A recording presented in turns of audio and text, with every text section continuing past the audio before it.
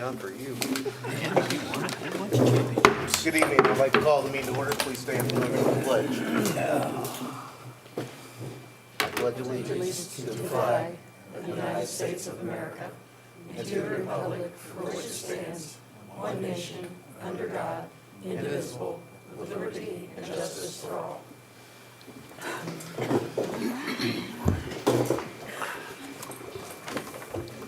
Good evening. Awful quiet tonight. All right. We're going to start out with looking for approval of the minutes of January 25th regular board meeting and the tour that 4 board members were present at on February 11th of the high school. There have been amendments and changes as were sent in via email. Yeah, so moved. I'll second. All those in favor? Aye. Any opposed or abstaining? I need to look for approval of February bills totaling $2,871,216.28.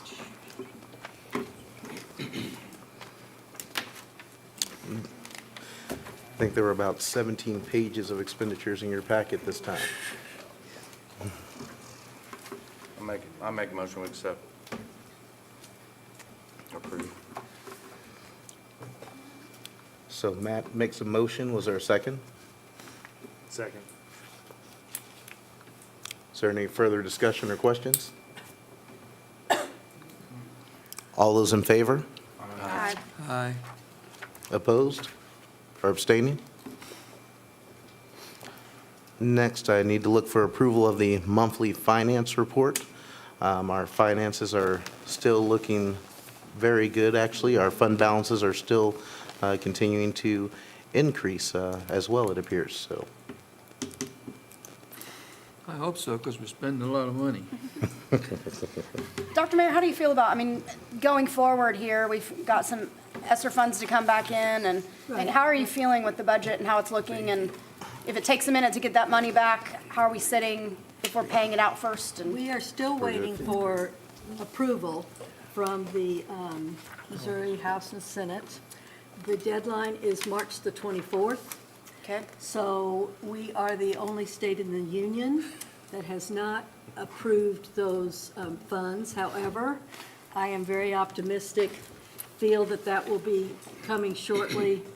Of course, it's my last year as superintendent, so I get to say this, our finances look good. Right? It's the first and only time I've been able to say that. Well, So good for you. It's, compared to many years, our finances do look strong. I just want to be sure that we're not going to sit in a position of limbo if we don't get those ESSER funds and we've spent the other fund. We have approved, as Harry had said, Yeah, a lot of money, and so I just want to make sure we're not going to put ourselves in limbo. We do have what we have spent and what we've encumbered in our balances right now. Okay, great. So we're not dependent on it. And we just had an alert on a special bill to ask them to pass it or something. Oh, on the like that. MSBA? Yes. Yeah. insurance payments, have we been getting our reimbursement for that yet? I know that takes a little bit of time, but I know we've paid out twice on that. We've received two payments from our insurance company. The one was not very much, but the other one was substantial. Okay. So we have now a draw from ServPro that has not gone through. I'm still waiting for our insurance company to respond to them Okay. for this draw, but it will be our second draw. Our second draw? That's all. Okay. Any other questions about the finances? Move to approve. It's been moved and seconded by Ed. All those in favor? Aye. Any opposed or abstaining? The technology program review, which was also in your packet. Move to approve. Second. I'll second. Are you second, Matt? Matt, it sounds like. So, to let you all know, we have somewhere around 2,700 machines, it looked like district-wide, that we're going to need to put on a replacement schedule for every 2 years going forward, so, to keep them up to date, program-wise and such, so moving us further into technology. So, all those in favor of the review? Aye. Any opposed or abstaining? Thank Aye. you. We've already called it, that's all right. I can do that later. We'll include you in that, Mr. Carroll. I'm still worried about a lot of the things at the high school, you know, when we talked on Thursday night about some of the things that need to be replaced. It was in there, and I just No. needed to make sure that All right. we don't suddenly 4 years down the road find out none of our computers work. Need to look for adoption of the regular agenda with nothing else added to it as far as I'm aware. So move. Second. All right, all those in favor? Aye. Any opposed? All right. The first thing we're going to discuss is the Floor is Yours meeting that occurred last Tuesday, and I'll let Matt start off about that. Well, we had kind of a town hall open forum. There was nothing formal about it. We sat in the front, people sat in the seats there at the auditorium at Beaker, and you basically just asked questions. We had dialogue, but a good dialogue, I think. You know, a lot of different topics come up. We kind of got hung up on the future, what new schools look like, how we get there. It kind of eroded into that, and then I feel like it stayed there for a majority of the meeting. But I mean, it was a good conversation. I've had a couple follow-ups from community members through email afterwards. So, I mean, I think it was a success in my eyes for the first one. I mean, I was able to watch it because I was double booked, and so I was able to watch it. I think doing that's great. I don't like the online version of that. I think that if people want to have a voice, then I think we should give them an opportunity to do that in public, which is great. It was very hard to hear what the community was saying, and so my opinion of that became one-sided based on what my peers at this table were saying in response. So looking at that trying to look at that with an open view, that would be my only concern. If we really want it to be an open forum, we've got to be able to hear both sides. So if people, I'll take the blame for that. no, I don't think there's Wesley- any reason for blame. I think Well, that's just we something to didn't- learn from. Well, Wesley left us a wireless microphone. You didn't know it? I looked for it for about a split second and then went to the corded one, so. And we didn't know it was going to be streamed or I didn't till we got there. Well, and I've got just some procedural questions, because it all happened, from my perspective, it all happened really fast. And so I feel like, from the public's point of view, right, like only some of the board members were there. And I kind of want to take a step back and talk about how we want to do this going forward. But I didn't really want to have that conversation via email, because it just seemed like a hassle, for one thing, and B, email is not the level of transparency that I think that all of us want to have when it comes to discussion. So since we're Yeah, see, I wasn't sure what was going on either. I and didn't even know that there was going to be. And I called Brian at the last minute because I thought we were going to try and keep it so we didn't have 4 people there. And Brian said at that point in time, there was only going to be 2. I invited myself to the meeting. Yeah, and So- I didn't even know, you know how I found out about it? I was driving down the road and saw it on that sign out Sign up front there. of Central And Office. it said board meeting. I had no idea. So I want to apologize to the community. I didn't know it was going on. I happened to have something planned for that night, but if I hadn't, I might have been there. But that also, I think, speaks to some of the issue about sidedness, I guess, in conversation, and having the well-rounded conversation that we want to have. I have no problem with a town hall like this, right? I mean, I started out my campaign for board by having kind of open forums. And I think there's a lot to be said for it. Brian's been talking about doing something like this for a long time too, like pretty much since when we first got on the board together. But I think there might be something to be said for A, having it in person like Alan's talking about, and B, having all the board members be there. And I know it's kind of a hassle, and so maybe it wouldn't be required attendance by any means. But because otherwise what ends up happening is, let's say it's you and me at a meeting, you, me, Harry at a meeting, and we got members of the public asking us questions. Well, we can't speak for the board as the board, because we don't have a quorum. We don't have all of us there. And so we're essentially just kind of having a big conversation, which is cool. But I don't think of that as a board-sanctioned sort of function. And to wit, it was not a board-sanctioned sort of function. I didn't even know what was going on until Well, like 2 or 3 days beforehand. You knew some of what we were talking I about. knew that did send there was some conversation about it. correspondence about, yes. And So I thought that. I would just like to be clear that Well, we sure. didn't leave Aaron out of the emails and just go on with the meeting. No, but you Because didn't that's kind of the schedule way a it sounds. meeting without telling, at least me, Harry didn't know either. It was scheduled via email I didn't see that. long before they had it. I mean, I knew about it, I was just double booked, and I was perfectly fine with missing, and I'm gonna be perfectly fine with missing those in the future if I have something else that I have to do. My thought process with it, I think it was very healthy. I think the questions that I could hear from the community were great questions. I don't want this community to be stuck on new buildings right now. We've got a high school that we're not in yet. And we've got bigger fish to fry that, honestly, I've been a big proponent of new schools and how can we get that passed, but we've got some things that really, we need to really focus in on that are not building related. And so I hope that when people saw, I had phone calls from people at the city, mayor, a few councilmen, what are you guys gonna talk about? Are you gonna talk about new schools? Which is great that they want us to have that. But that might not be what those are about. And so I think that we need to maybe have some more, I don't know, Matt. I think it's a Structure? great idea. No, I think it's a great idea. And I think that the less structured you have it, the better it is, in my opinion. I think that makes it more open for people in our community to feel like coming. If it's not in a place where they have to feel like they have to be dressed up and they can come as they are and be comfortable. I think all of those things were great. And I don't know how many you had there, if it was 10, 12, 20. I they hope had next good- time had a good turnout. there are 20 and 20 more.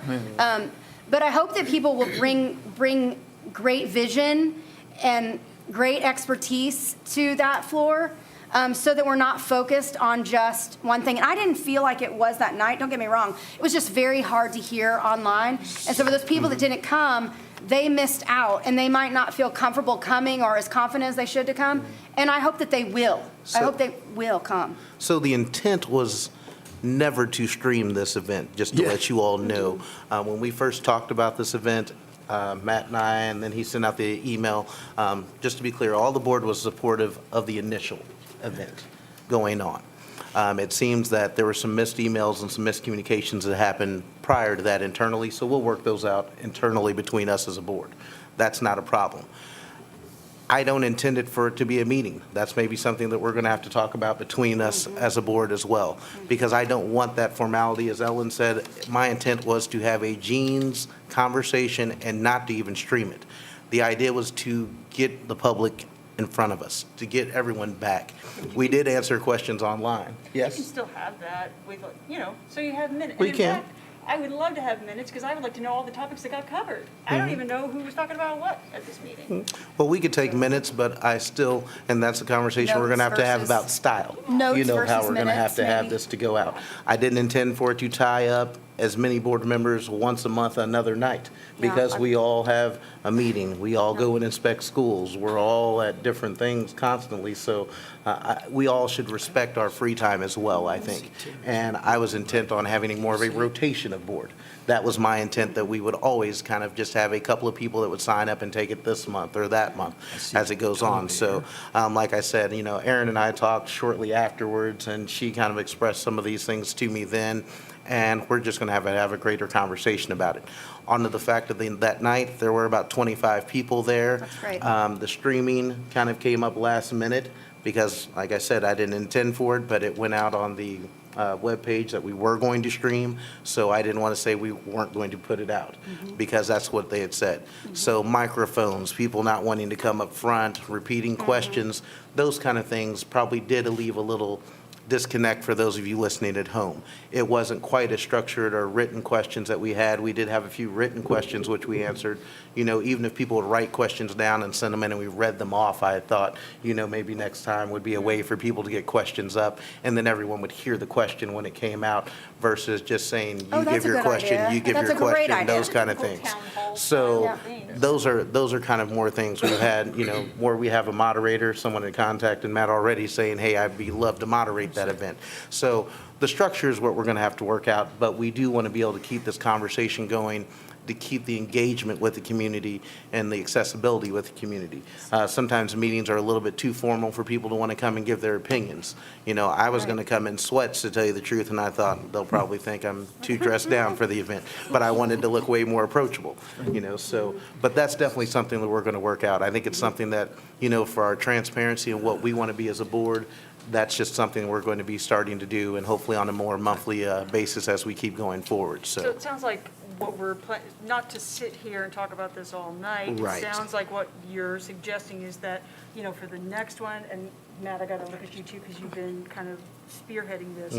What we're talking about here is maybe we'll try a tweak to the format for the next one, and we'll see how that works. And then we'll try a tweak to the format for the one after that, and see how that works, till we get something that sort of feels good and comfortable. It might be changed every time based on. Until we have something Right. that. I just want to say, Matt, thanks for taking the lead on this. I think this is something that all of us, at one point in time, whether we were campaigning or whether we sat here, that we wanted to, we all want to hear from people. Individual phone calls and emails and text messages can consume our lives, and it's very hard to separate that from our day-to-day work and our nights with our families. And so to have an opportunity to meet in front of people and hear from everybody at one setting, I very much appreciate it, even though I wasn't able to be there. So Matt, thanks and kudos for taking the lead on it, and I look forward to the next one. Hopefully I'll be able to attend and hear from people as well. It also seems that maybe, because what I see on the agenda, now that I Yeah, think I about think it, that- I think that there was some confusion about what, quote-unquote, the floor is yours, is and means. And so, I keep referring to the town hall as the town hall.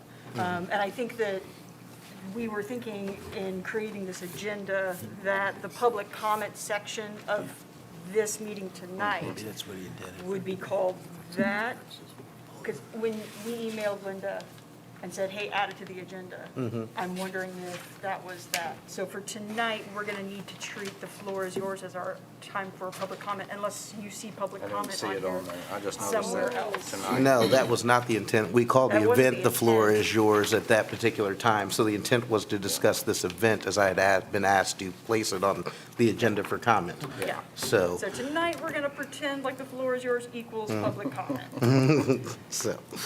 all right. Not a So going forward, we're going to be tweaking this. We're going to be sending out dates. We will publicize on our Facebook. We'll make sure that everyone understands, and we'll get a rotation signed up. The reason that it was publicized as a board meeting potentially on the signs is because if 4 of us would have shown up, then it would have had to have been a meeting. So it was kind of just a proactive way in case we had more people show up for it at that particular time, so. we I will- thought it was positive. We will, I we will thought go it forward, went and I real think well. the people that showed up and asked questions, Yeah. people that answered questions, and as Aaron said, it's not a board decision, it's not a quorum, it's just a conversation, and, I try to reference that in my opinion, even at times, because it is my opinion. When somebody asks me a question about how I see things, it's how I see things. And then I tried to make sure that Matt and Harry could also respond with how they saw things as well. So it's a conversation, as just we have different opinions about anything we vote on, we also have different responses to the questions we would have had that night, so. Is there anything else on this topic before we move past? I just would love a list of what got talked about, maybe not for the last time, because everybody's going to have to do recall for that, right? But the next time, Okay. right? If I can't be there, then. There's, Aaron, though, online, I think you can still It's still there? regurgitate that online. I do Okay. believe it's still out you there. can't You might hear half try. the It's stuff. hard to hear, but you can hear the board member reiterate the question, repeat it. It was hard to hear the constituent doing it, and that's what was important to me at that time. Yeah. But you'd be able to hear all those questions reiterated by your board peer. The video just happened to be that night in the balcony, and we've all hopefully probably been in the middle school at some point in time. 50 feet below that is where everybody was talking. So it didn't quite make it to the mic on that recorder, and that's why we were using the handheld mics. So, and I'll be happy to answer any follow-up. We can talk about this later, about things that we came through, so. Well, and the venue could change to something more Audio friendly? audio friendly and kind of round table friendly too. Yeah, So, I All would right. like that. I would Overall prefer that. positive, though, Matt. Good job. All right. Good So job. moving on to reports. No, wait, we got to have public comment. yeah. We do need to have time for a public comment. What happened? Are there any comments from the public? Which can still comment at different times in the meeting by our policy. All right, moving forward. Assistant Superintendent Report, Dr. Lorenz.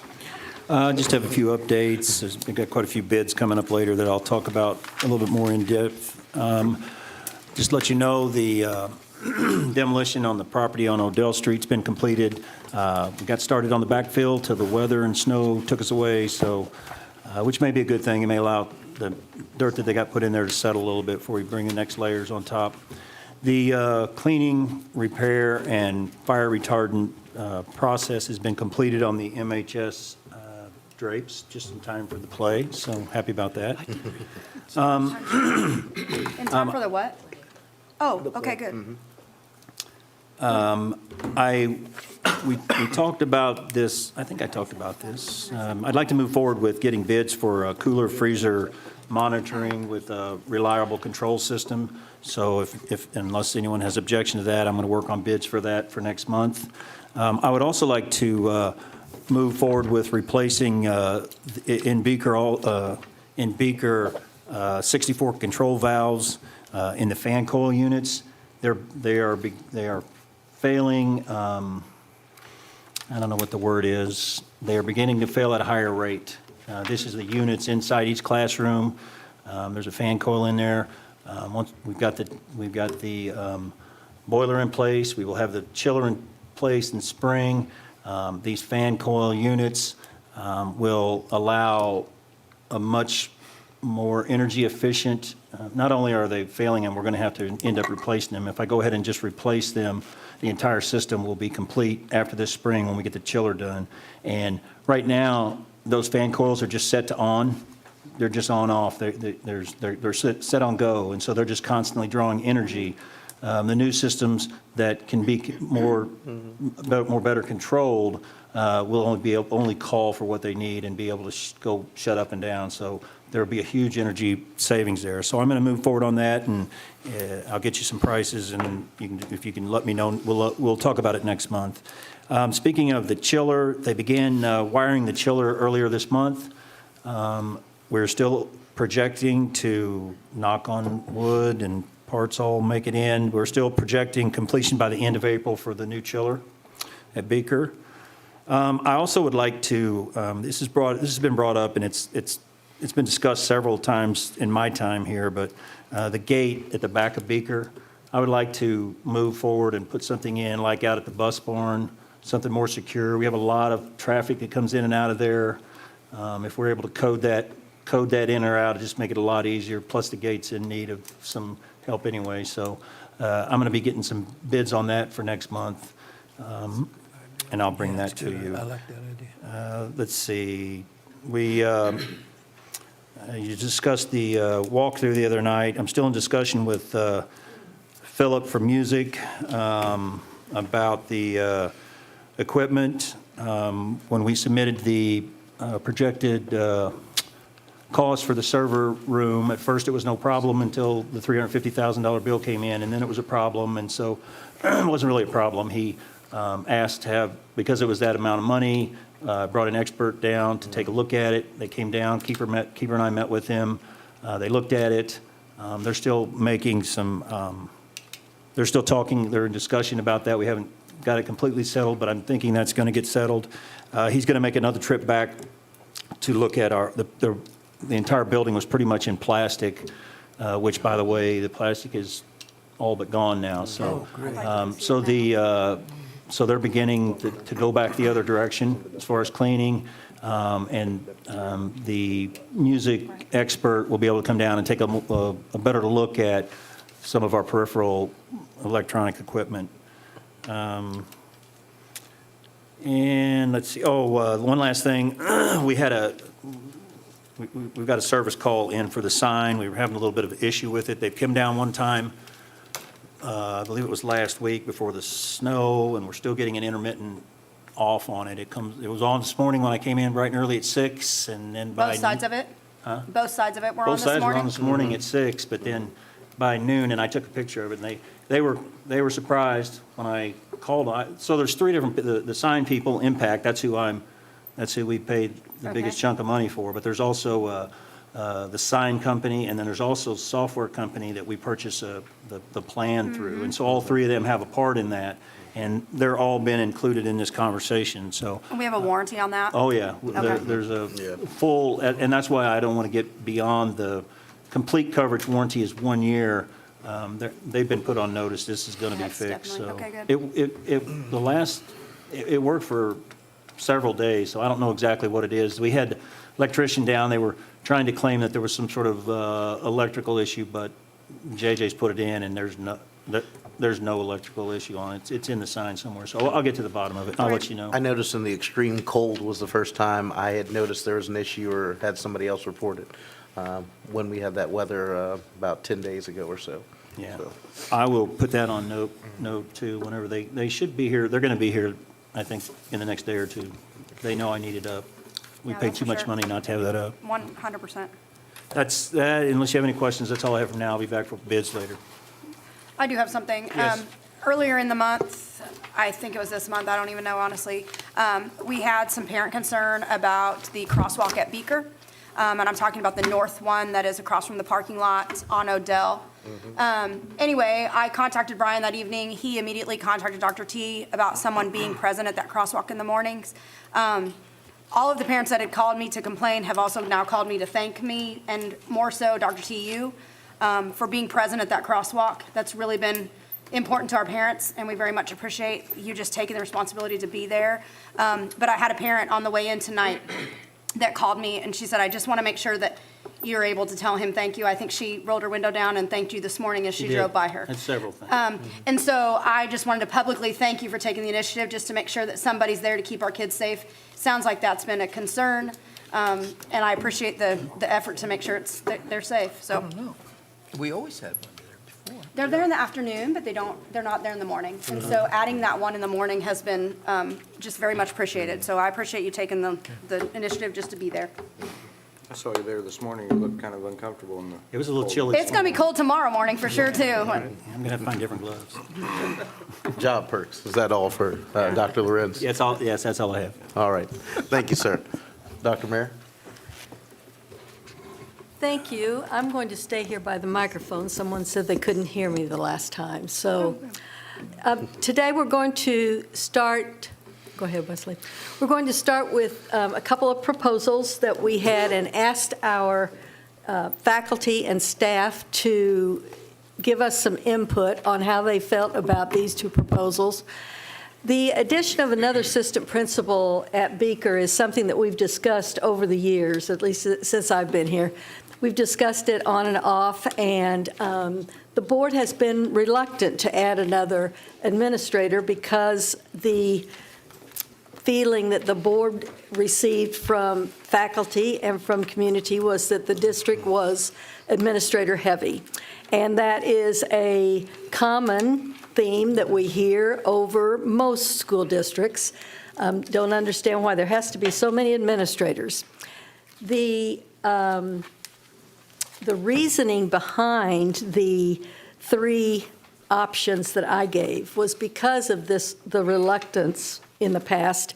And I thought if we couldn't get an additional assistant principal, which is what I recommend, a dean of students who did not have to necessarily have administrative certification, or and we gave the option of no added administrator.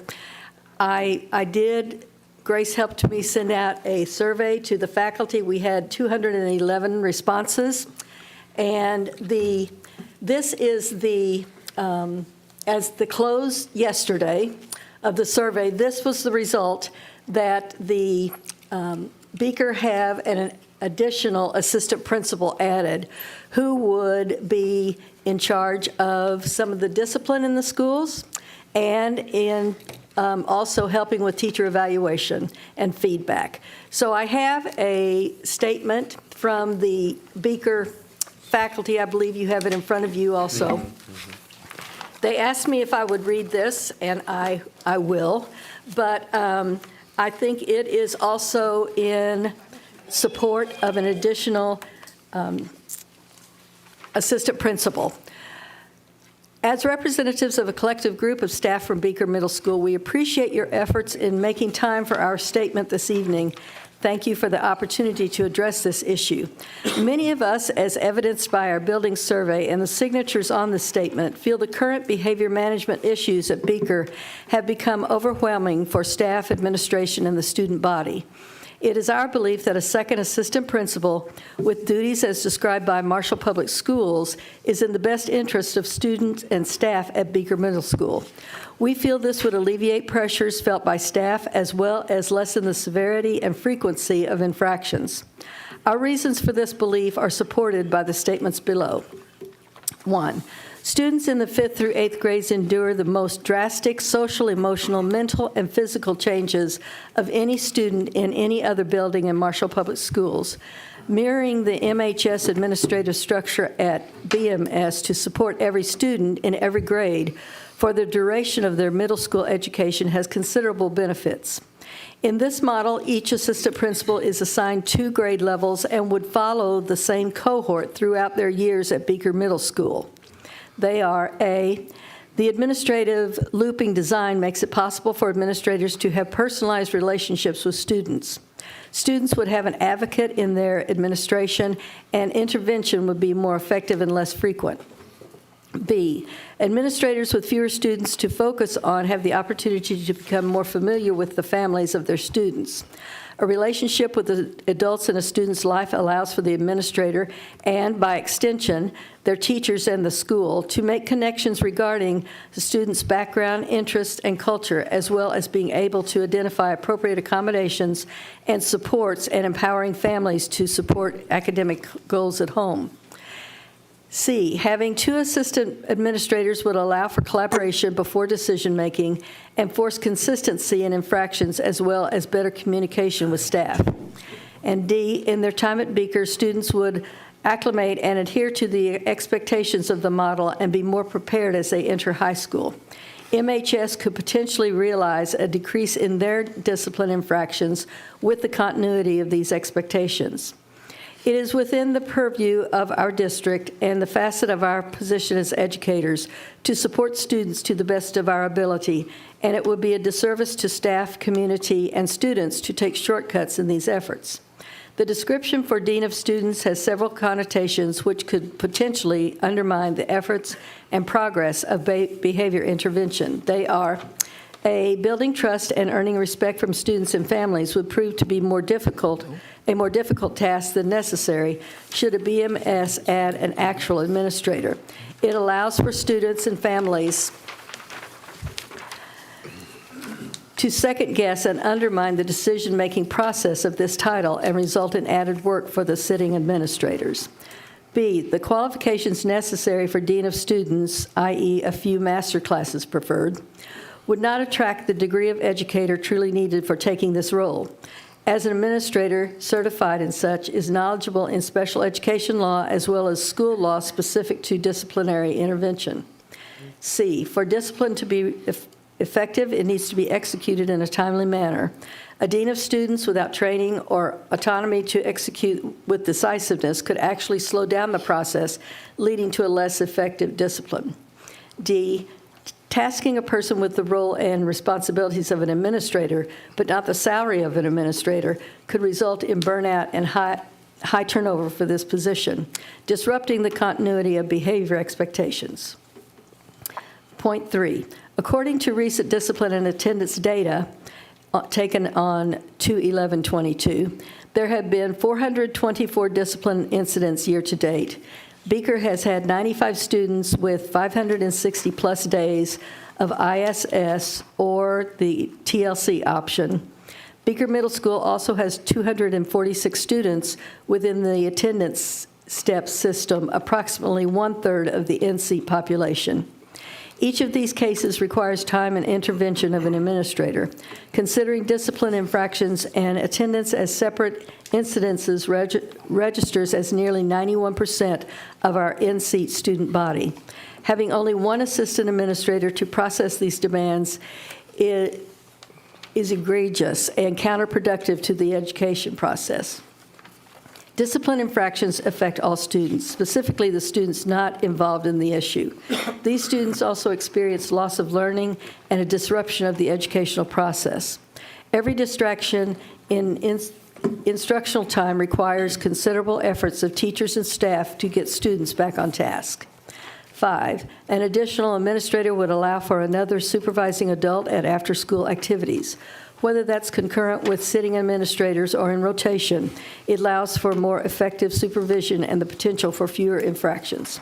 6, in the face of behavior management issues, instructional leadership is the first facet of an administrator's duties to be set aside.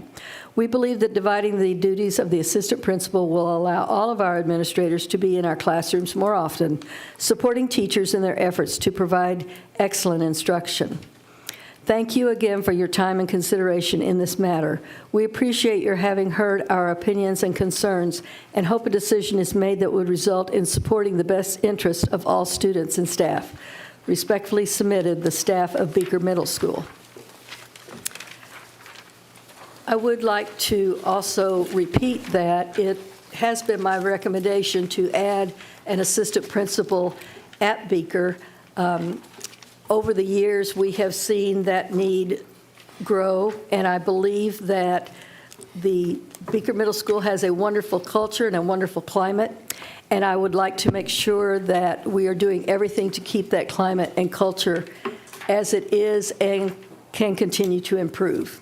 So later on in the meeting, I would recommend that an assistant principal position at Beaker Middle School is approved.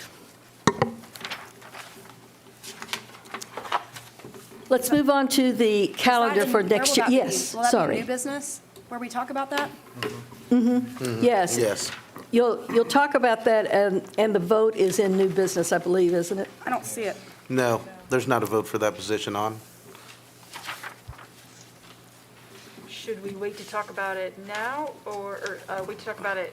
I'm sorry, I was thinking about our strategic plan and superintendent search. I'm sorry, no, there is no need for a vote, I don't believe. You will vote for the individual that we bring as recommended, if we do get the feeling from the board, if we do get the permission to, and it doesn't have to be a vote, to move it forward. When we bring a name to the board in closed session next month, then that would be the time, I guess, but you would probably need to talk to me beforehand if you don't agree in the additional position. Would you like us to stop and discuss now? Or Sure. do you want to wait till the end of your? No, that would be fine, if there are any questions. The Dean of Students wasn't exactly how it was described here. It was a much more professional position than, it wasn't something haphazard put together.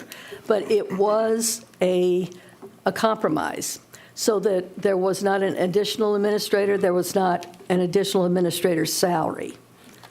So one of the questions that comes to my mind from the behavior side of things and that part of the world, I love another person that can put hands on a kid to give them one-on-one attention. But that only goes so far. And so I know that we have the behavior intervention through the BCBA. She's one person across our district. And so while she can write wonderful plans that can help and assist our educators continue, does she write those plans for? No. So my question is this then. We have a BCBA on campus, district-wide, one for however many kids. That's not enough. And so we have these, we're paying one person X amount of dollars to do behavior plans for literally a pin drop of the kids that we're having just in one building with some significant behavior concerns. And so it's great that we add a salary for these professionals that are educated, but these professionals might not be, they need more help than what we're giving as far as behavior planning and being able to follow through on a behavior process, and that person being able to work at home with those people working through a behavior plan that works at home and at school and at play. Like, am I wrong? No, I agree. I think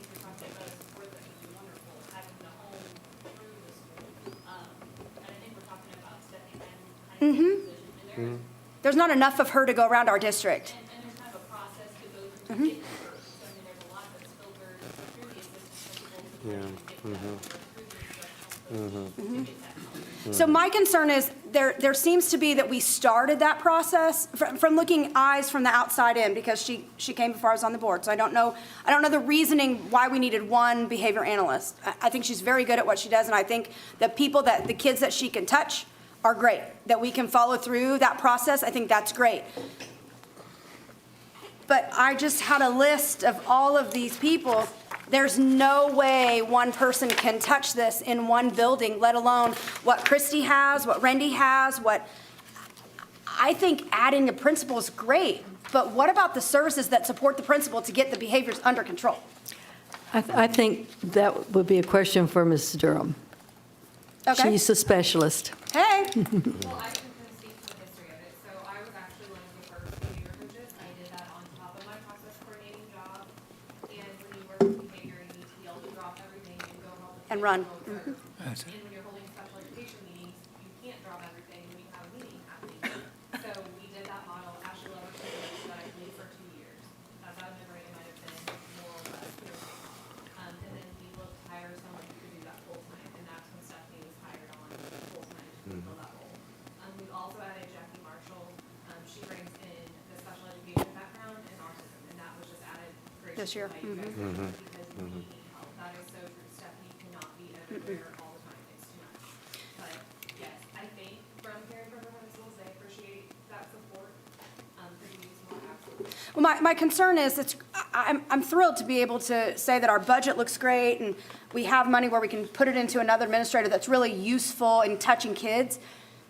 But if we're still not giving them the basis of that behavior plan to push those behaviors to the next level of greatness and education and living and life and continuing at home and all of those things that need to happen, are we really changing the behavior? Or are we just covering it until the next behavior happens?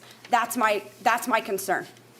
I believe another behavior specialist, and especially they are associated with our TLC program. I believe that is absolutely appropriate. And I would push for- And will be used and is needed. I would just think that would come, that behavior person, I mean, it would have to be with the expectation that that person really support our professionals, and really help them feel like they're able to integrate their plans into their work and be supported, and we follow those plans.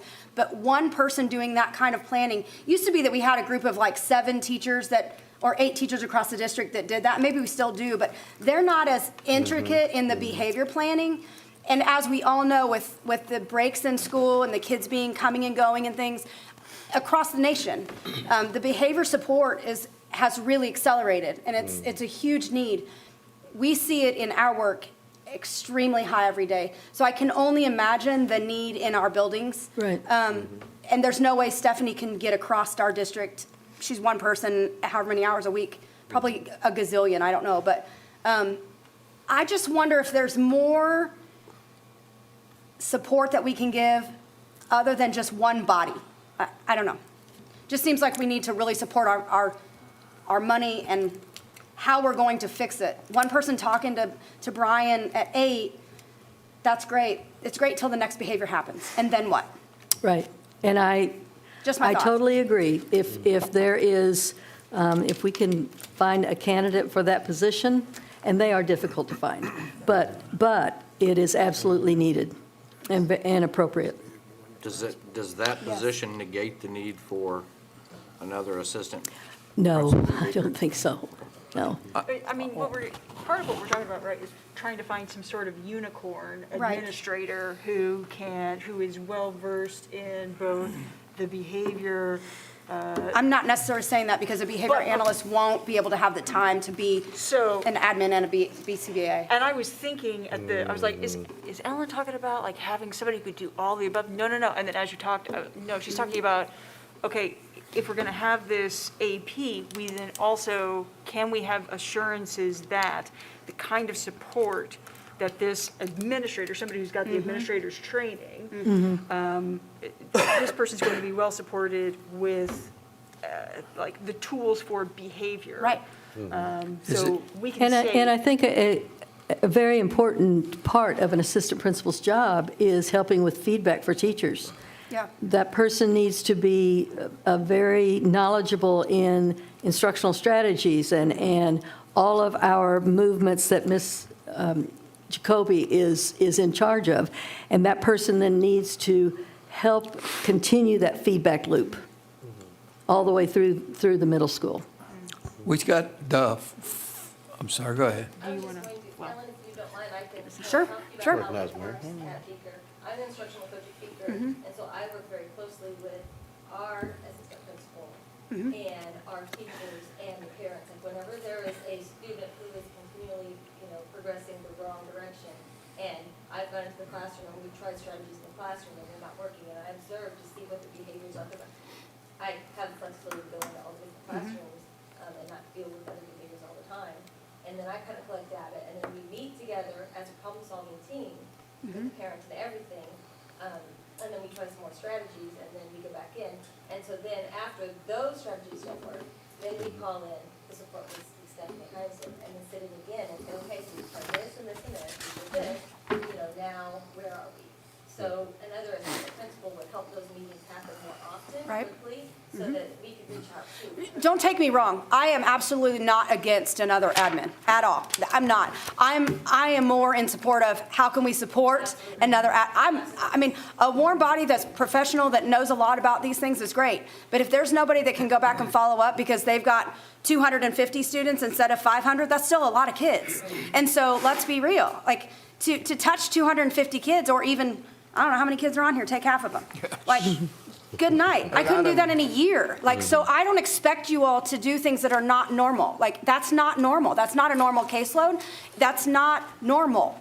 And so giving you support is what we need to understand at this table, that there are steps in this support, and we need to be able to communicate about that and fill it, in my opinion. And this is absolutely nothing against Stephanie, because she knows how I feel about her work. I think it's fantastic. I 100% support the work of any behavior analyst. I enjoy their knowledge and ability to write plans that can support positive growth in a community. I feel like we have a toenail of what we need in that support. And I've thought that for however long I've known about her. I think it's a perfect push. But we just have, again, just a drop of water in a bucket for what we really need for behavior support. And this right here, this document is scary, but it speaks volumes. And Dr. T, I think I have your notes on the back of my thing. that you gave No, me. those are. Oh, they were already on there? I just Those are can't see. additional signatures. So that are on the I back. just, okay. I just wonder if, I don't know, I just would like to make sure that we look at the whole picture before we just throw someone into something that's, let's look at all of it and what we really, truly, I love this document. I love the support for it. I don't like it, though. I love supporting kids with behaviors. We know we have them. Everybody does. I just don't know that just one person is enough in the scheme of it. Like, But I think that if you look at this, it's 424, that's misleading. There's no way it's 424 kids. It's probably, I don't know how many kids eat or is causing all of this. You can't sit there and tell me that it's 424 kids. but it's 424 incidents. I So got if you that. take I got that. So one kid that's a lot of can act incidents. out all the time and it runs up. the Ms. Brown, I'll numbers. get to you Sure in just a does. moment when he gets done. Yeah, go ahead. You're right. But I do also want to say that our enrollment is very comparable to the high school. When we look at adult and the administrative role ratios to middle school, it is different. Even on the counselor end of things, Ms. Jones and I talked about that today, that there's going to be an additional counselor added at the high school. We still only have 2. Counselors are another support. Absolutely. Alan's talking about. So I do think that we need more help.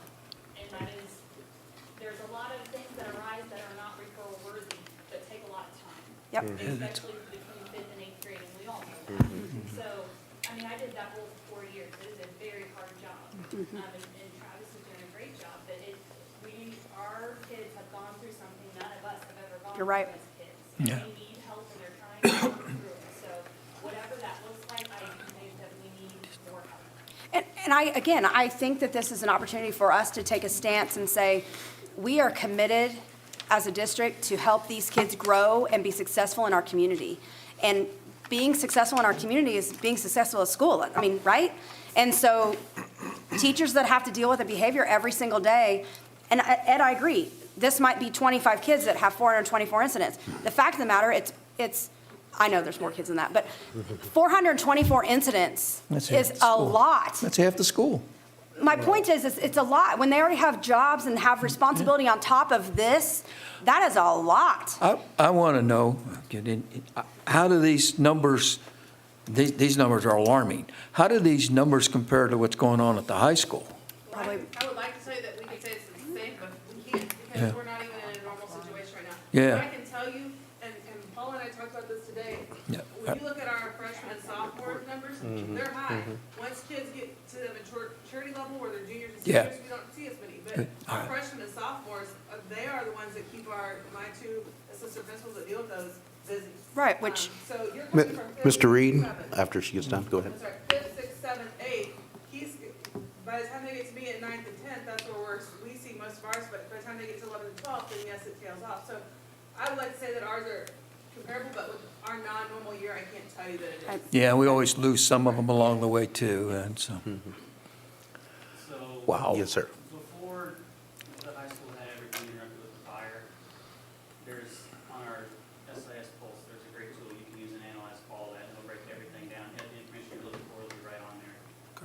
But I was kind of just tracking it just for my own, just personal, comparison, and we were basically on level footing with the high school, I think about the time that, they got interrupted with the fire, where I think it was both, we were both around 200, at that point. Mr. Paprika, about a year or so ago, also gave us a presentation with, basically, was it longer than I, COVID has kind of put a blank within my timeline, so he gave us a bunch of information about, basically it mirrored between the middle school and the high school in a normal environment, as normal as it's been for the last quite a while. So I doubt that there probably is much deviation between the two groups, because you're dealing with a similar number of kids.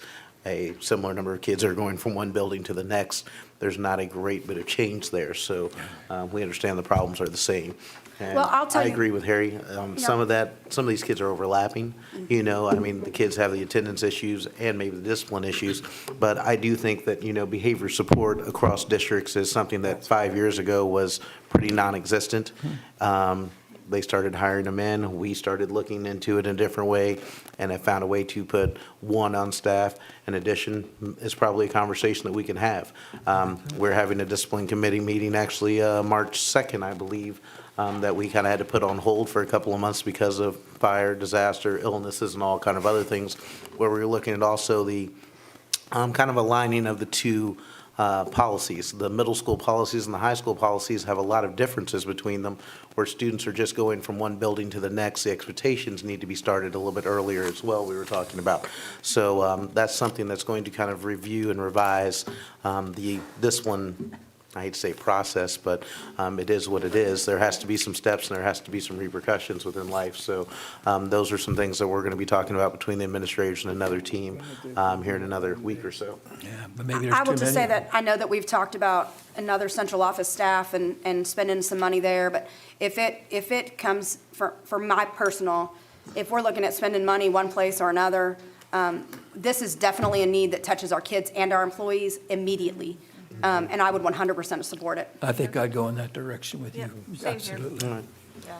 I mean, it just meant, there's more kids at Beaker than at the high school. Right. There's more students there. Makes sense. Yeah. And we gave the high school the extra assistant principal because of the need, and now we see the need for this one. I mean, Dr. I Mayor, would maybe, support it. maybe in the months coming, we could look at, maybe you could bring us some numbers of what our behavior team sees. I bet they're astronomical, and how many they see versus how many they're not able to get to, that our professionals are having, in the classroom, are having to try to deal with. That's going to give us a really great picture of what we need, and I'm relatively sure it's going to support my original opinion that, and what Brian agreed with, that, some maybe it's not a BCBA or something like that. I don't know what it looks like, but maybe that gives us an opportunity to start some conversation. Right. I saw Grace nodding out there, She and did. we She's- kind of made a little eye contact, and she'll get us those numbers, I'm sure, so that we can kind of see how many people that her team is touching already. Yes, ma'am, Yeah. Ms. Jacoby. I just wanted to say, and there's maybe Desi's CSIP or one of the reports when it shows the ratio for administrators. Yes. to students, Mhm. right there on that cusp too. If you look that up, I looked it up at the beginning of the year, I could probably find it and show you again. Mhm. Right there on that cusp, and I think that was even before COVID and all things that now we're seeing. I think sometimes it's important to be able to take a step back and look and say, okay, maybe this framework that was in place 20, 30 years ago isn't meeting the needs of what we need now, what we're seeing from our kids. 100%. Wanted to speak to that. I obviously did that job, and it is a hard job, and you there's sometimes there might be one situation with one student, you have 800, where it take 2 hours. maybe. Right.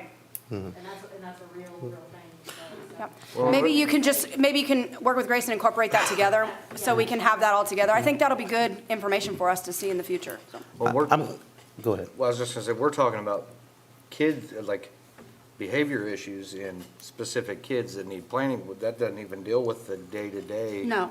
You know, Right. No, been no. here and pull you to class, that takes away from That was what experience. another adult could be helping Been to your with, full under class. with behavior students, so. I'm going to close this part of the discussion down because it sounds like we've requested a little bit more information about it, and to move back to Dr. Mayer's report. But it does sound like we're in support Right. of the assistant principal. Moving forward. Okay, Yes. thank you. That's tremendous. Thank you for wrapping that part up. Make it clear, Long moving story on. short. That's right. To speak about the calendar for next year, and of course, as you realize, we are now charting our instructional time by the hour rather than by the day. So that does make looking at calendars a little bit different than it has been in the past. But some of the details that are in our calendars are the things that have kind of, we've been talking about, Tanya and I have met, well, a few times. Maybe we should have met several times, but the weather kept us from that. But she's been great to work with, and I appreciate everything she's done. We heard from the beginning of the year that the 12:30 early outs were not really working for people. We had complaints from parents. It just did not seem to be working. And so when Tanya and I sat down and put the calendar together, we decided to put in full PD days once a month, rather than 2 early outs in the month. We created those with a full day on the first Monday of the month. Then the CTA came back and asked if we could manage that, to schedule that on the last Monday. That way, we've got several months where the first Monday of the month is a holiday, or is some reason we're out of school. So we did that. We moved that to the last Monday. Then we started hearing from teachers who disagreed with the full day, who wanted to go back to the 12:30, and I believe the worry was that there would not be time for collaboration and time for some vertical and horizontal teaming. That, of course, I believe will be totally up to the principal and the building leaders and the teachers as to how they spend their full days, but I do feel that there will be plenty of time given to collaboration and given to whatever horizontal or vertical teaming you want to consider, and I think that will be a responsibility of the principal to make sure that happens. But I do agree, we don't want to get rid of that collaboration time either. So that is part of the plan. How much plan time and collaboration time do teachers have to have? They have 50 minutes a day. And it doesn't necessarily have to be in one consecutive time frame, but 50 minutes a day, 250 minutes a week. So the early out is related to PLC? The early out is for our professional learning communities for adult learning, yes. So as long as the principals are adhering to that, then we are still a PLC. Yeah? We are still a PLC, and that is a big task for the principals to take on, but it is very supported by the teachers. They do want to collaborate, and they do want to share with each other and talk about what has worked and what is exciting and what is going on. It's supported by the teacher, is it supported by the principals?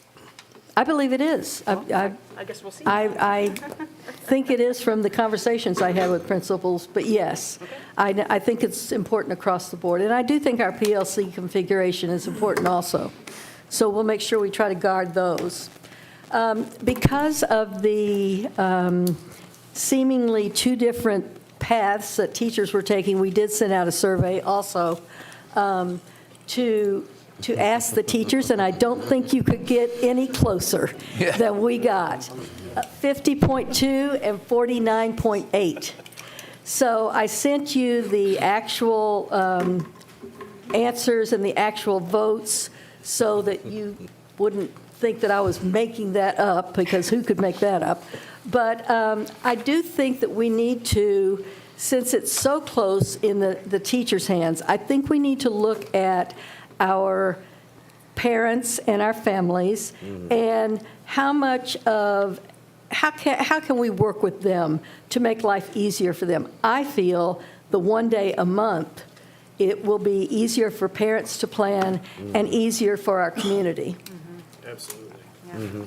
I feel that's true. And so we do have, by a very, very small majority, I think that's 3 votes maybe even, but we do have a majority that are in support of the full days, and that is what I would recommend for the calendar.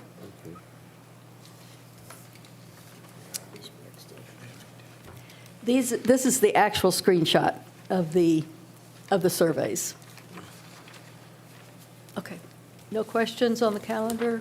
Tanya, did you need to Is say? this the time we should ask any questions we haven't, or will we discuss again? I think now is the time, before we move on to the strategic plan. Okay, so I do have some questions about the calendar. Okay. I see on the calendar that graduation's been moved to May 19th, which is a Friday. On Now that it's calendar. Now it's been moved back. Okay, Sunday, yeah. yes. So it's back to Sunday. And we can talk about that. I had a lot of people very concerned about a So did I, Friday night. and that's why my Okay. email and my phone and my messenger was absolutely going crazy, and I respect their opinion, so I want to make sure we discuss it if it hadn't. So this is a new calendar, so parents of seniors, sophomores, freshmen, the immediate future, graduation has been put back on this calendar for May 21st at 2 PM, which is how it is Sunday. now.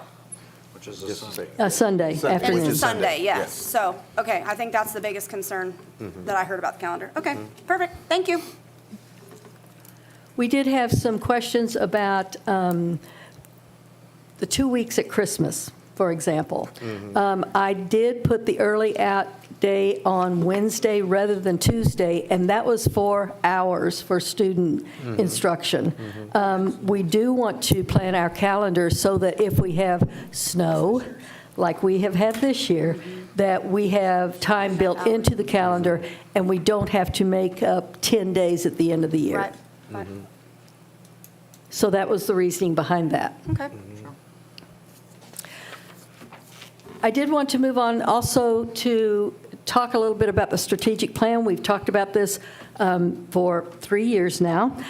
We do have an expert with us this evening. Jim Henson is here to talk to us a little bit later, but I did want to talk to you about adopting and moving forward with a strategic plan so that the board can, and I think I put create and implement. I put direct and then I took it out. That's too authoritarian, I thought. But I would like for the board to set the course for the buildings, and then the buildings use the strategic plan to make their own strategic plan. Where's the directive for this come down from? Is this something that we're, MSIP what we talked 6, about the last Missouri, I know, but last week we talked, and I was even more, last meeting I was even more confused.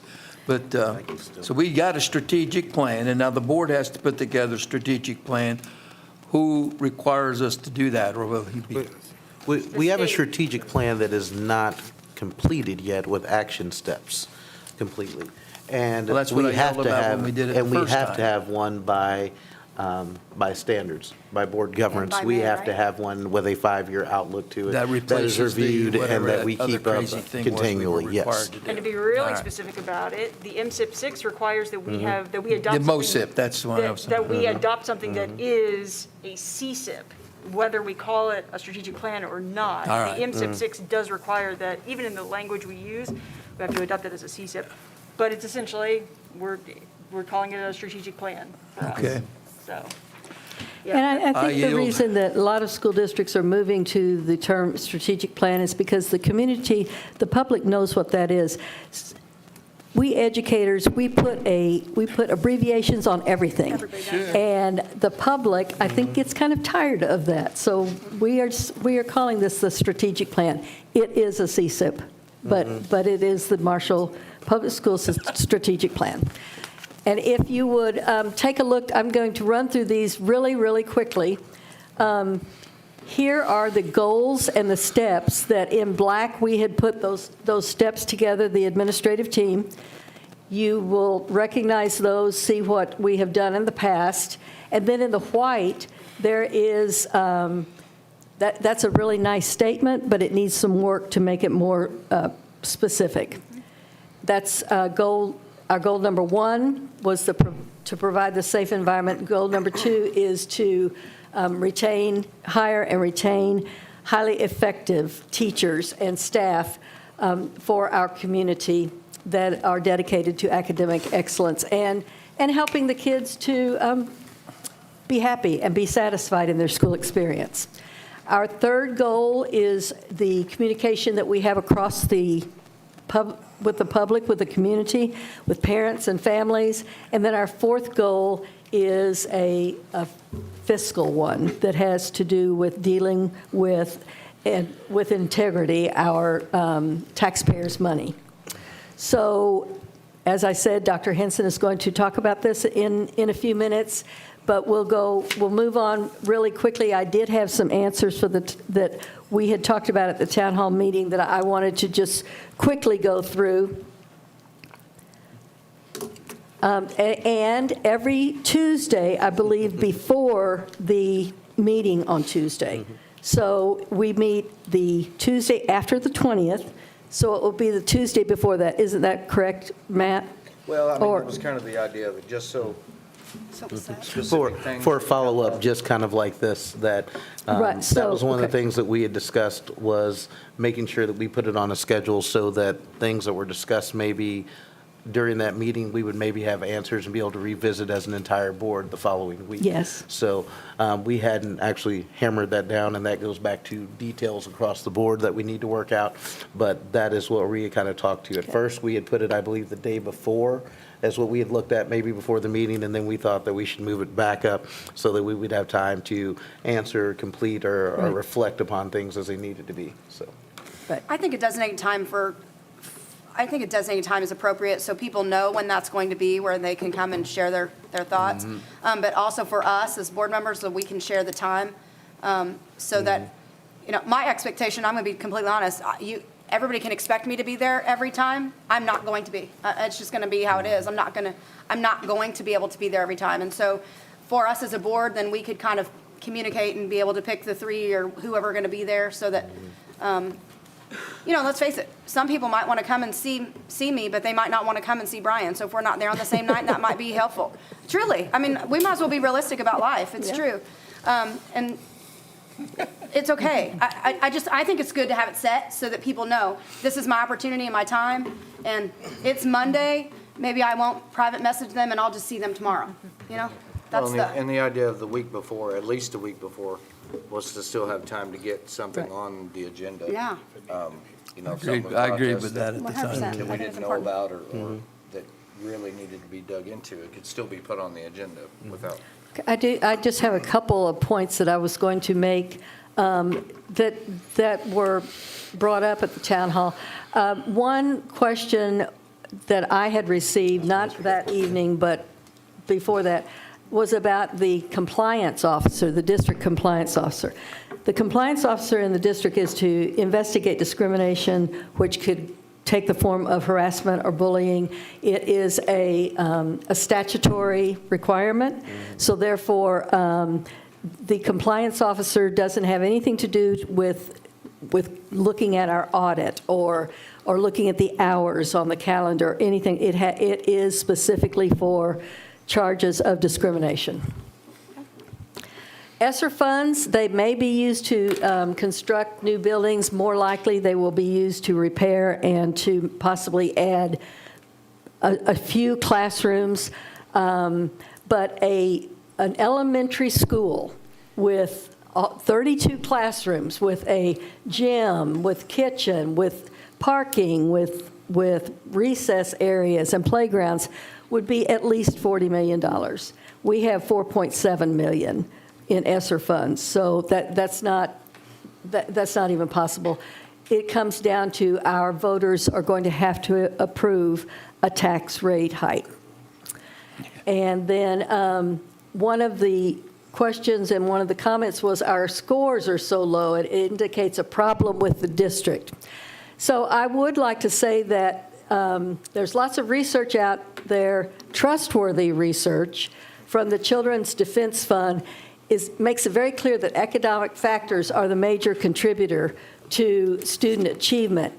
The definition of children of poverty and the children who are living in poverty are these, and I'm not going to read them to you. I will send this report out, but it is an astonishing fact that our community has a poverty rate of about 65% as measured by our free and reduced rate at school.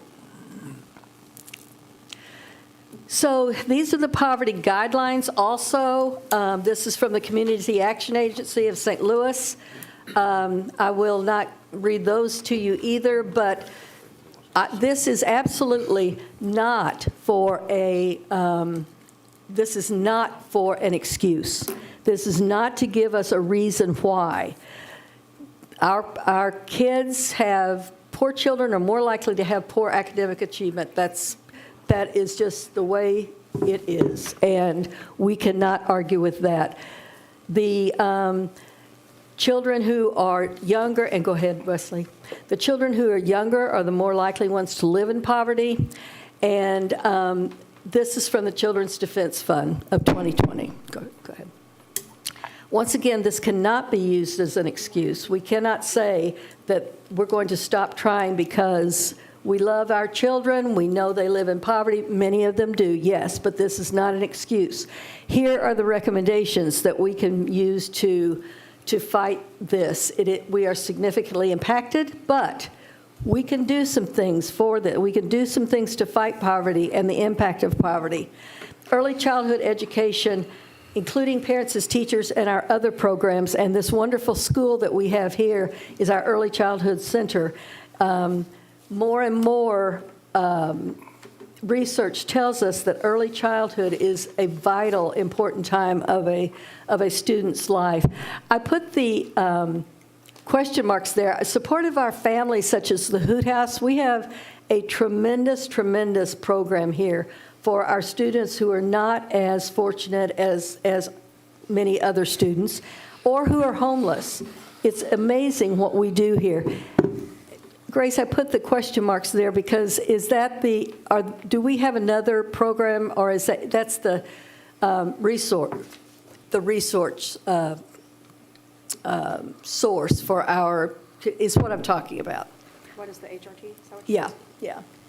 So anyway, you understand what I mean. The support for our families is in the Hoot House, and the programs that we have, our Project Share, it's amazing what we do for our families. I would really like to continue to investigate the Avid program for our middle and high school students. These are students who don't have access not only to information, but to people who can give them information for post-secondary opportunities and can help our kids from underrepresented groups. So there's much we can do to help our kids who are in poverty and help our community. And that being said, I am going to turn this portion of the program over to Dr. Jim Henson, who is going to talk to you about the strategic plan And also the superintendent search, I believe I sent both of those proposals to you. Dr. Henson, thank you for joining us. Thank you, Dr. Mayor. Is it all right if I stand here? No, I'm going to have you stand over here at the podium and use a microphone, sir. I was gonna say there's a microphone. And actually, you should be a little bit later on the agenda, but we Yeah, will because- allow you, since you're up, to start here at this time, sir. So go ahead. We just skipped all those things, but that's it. We'll come back. But we read them. Should turn green, sir? All right. So you know, It might got not it. sound You're like on. you're you're on, good? but you're on. Okay. You're on. So obviously you know my name. So the Education Governance and Leadership Association, I'm going to say EGL. So Dr. Mayor talked about the acronyms we use in education, so we talk about EGL. So who are we and what do we do? So EGL is governed by a board of directors of current school board members in the state and current superintendents as well.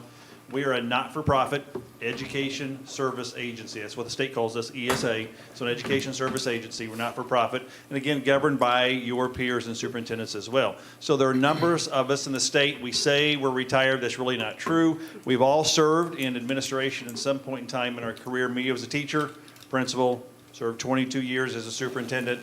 And for the last 5 years, I've been able to be out in a lot of school districts every single day and week. And so most weeks I'm in 5 different school districts on that week. So a great exposure to what's really going on in public education, which is good and bad, I guess. So a couple of conversations with you tonight. So in relation to Mcep, the Missouri School Improvement Program, so it's governed by the State Board of Education. It's required by the state of Missouri. So it's been in place now for 25 plus years. So it is not new in the state. The State Board of Education has identified the indicators for Mcep 6. So we're starting the 6th version of Mcep. So it's been around for a while. Some of us were in the business when Mcep first started. So several of us, it looks like Terry as well. So Mcep 6 has a lot of different characteristics to it than the last several Mcep versions.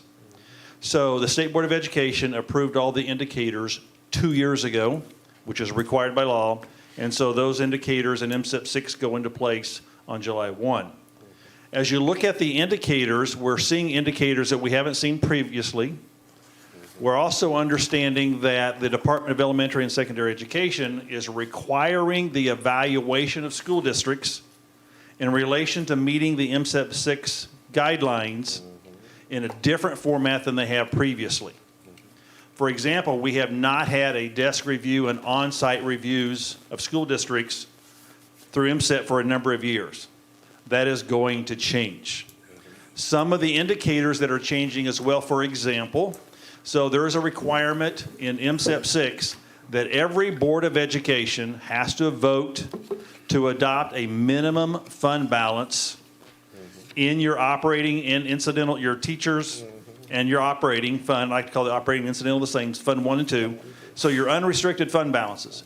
You have to vote to say this is our target fund balance. If you don't have that in place, then we would expect to see that as a goal in your strategic plan, CCEP, master plan, governance plan, whatever you want to call it, you have to have a plan in place. So an example, we had the comprehensive school improvement process, CCEP. Comprehensive's gone away, or is going away July 1. It's the continuous school improvement process. So how the district is accredited by the state going forward, a part of your performance for accreditation is your strategic plan. A part of the evaluation by the state of your strategic plan is the involvement of the Board of Education in the development of the plan, ownership, if you will, the continual evaluation of that plan, and the goals that you develop. So you have to have goals that are very specific. There has to be some type of a measurement tool so you know when you've achieved this goal. You have to identify the position or positions that are responsible for meeting that goal. You have to have time-bound elements in those goals. And you have to address any financial commitment of the school district to that goal. So there are a lot of requirements we haven't seen previously. So I can talk to you for the next hour about the requirements of Mcep 6, and you don't want that to occur. but it's different than what we've experienced previously. So from what I understand from where you are, so you've gone through a process of developing goals. So you've been working on this process for the last 3+ years. So there are several things that have to happen that are under your control. Ultimately, the board has to vote to approve your plan. It's a requirement. You can't avoid that. Your plan has to contain those elements and many more that I just talked to you about. Because again, a part of the accreditation, your performance going forward, a part of that scoring system is your strategic plan, how it was developed, and your involvement in the process. So you have a couple of options. You can vote to approve what's been presented to you, what's there. If you do that, I would strongly encourage you to really compare it to Mcep 6 and those requirements. We don't, we're not even close. Right. We're not That's what he measurable, said. we don't have a timeline, we don't have anything. That's what I screamed about when we looked at it the first time. That's what he's saying. So your second choice is what we proposed in the proposal. It's sitting down with each of you individually and walking through, okay, here are goals that you have. The big picture, is there anything that's missed?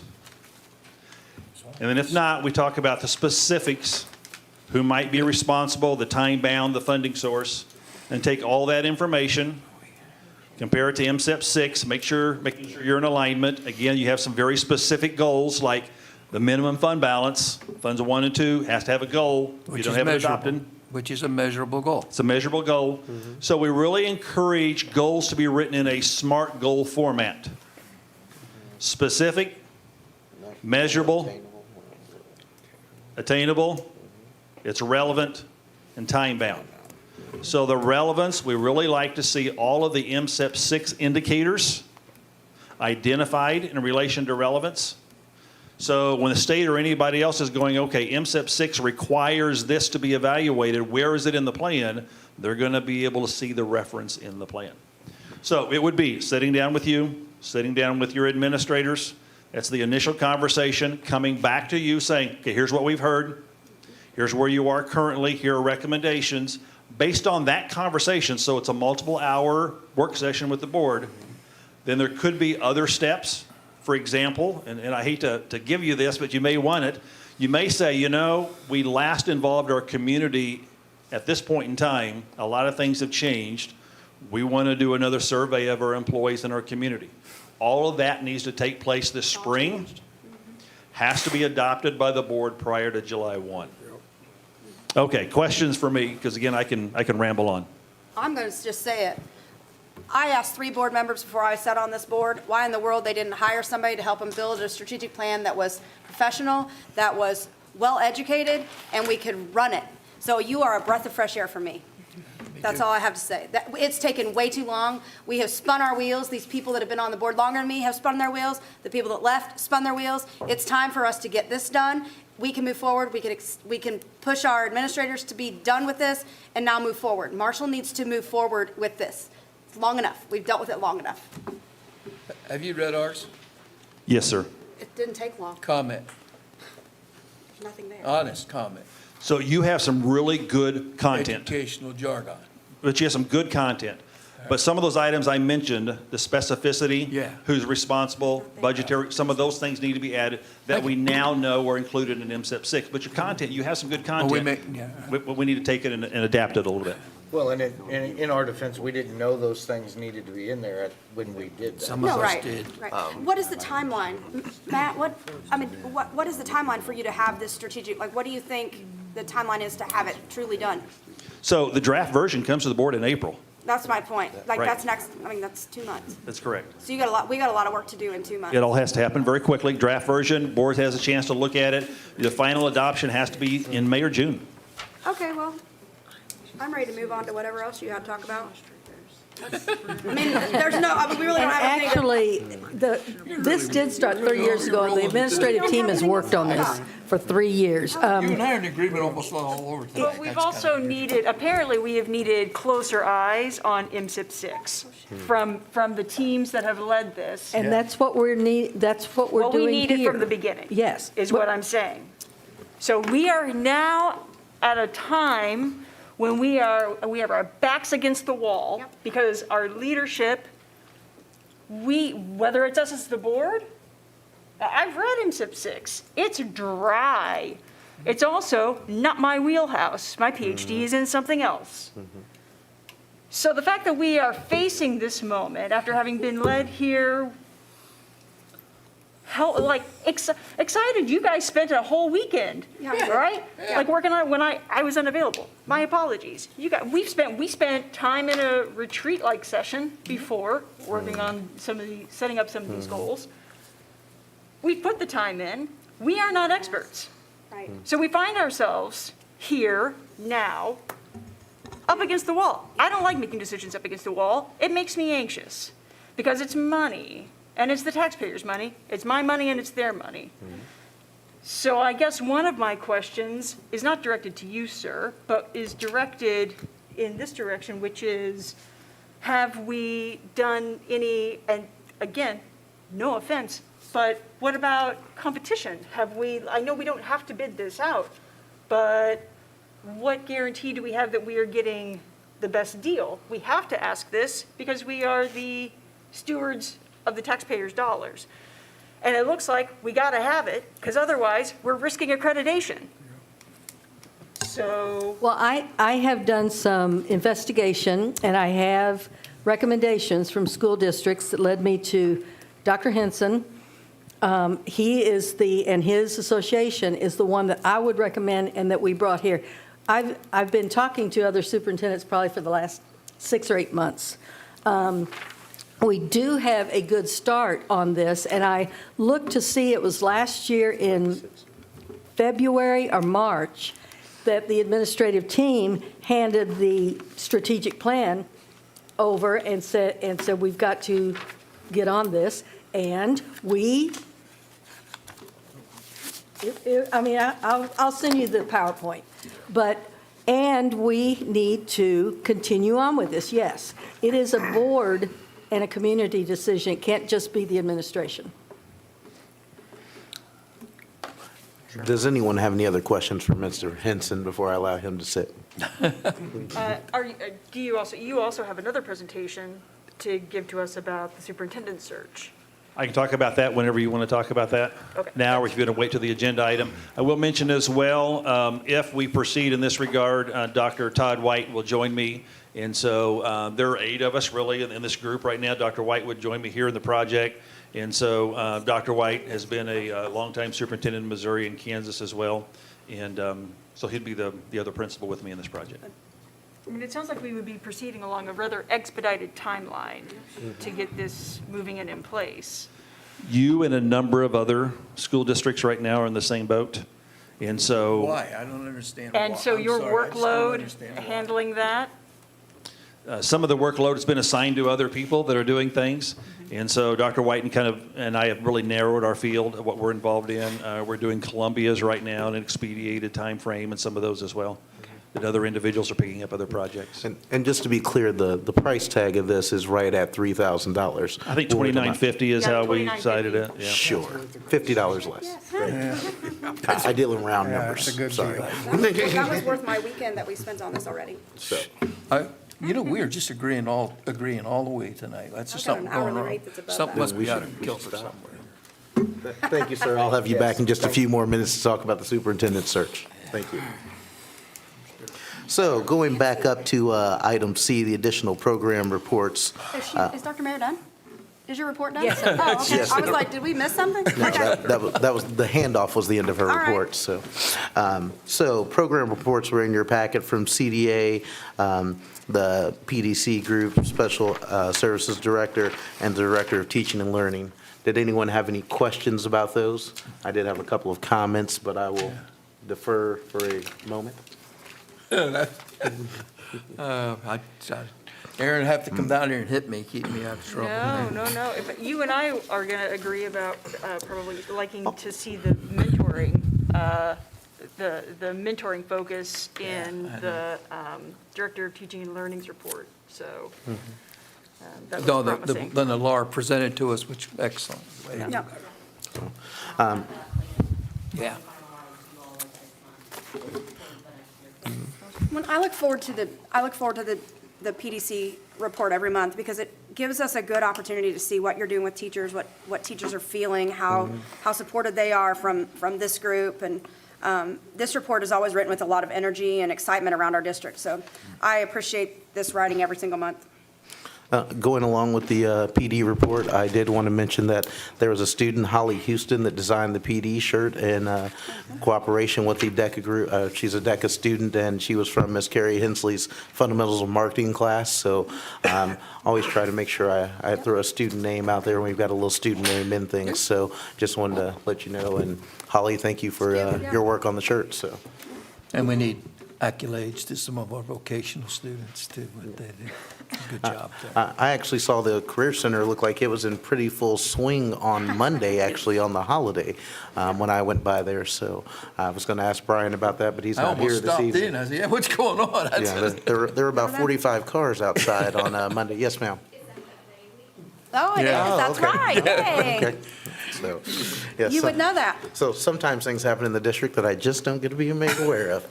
They And drive I'm the tractors happy of this those. week? I didn't see any tractors. So. Not yet. No, It's only no. Tuesday. Yeah.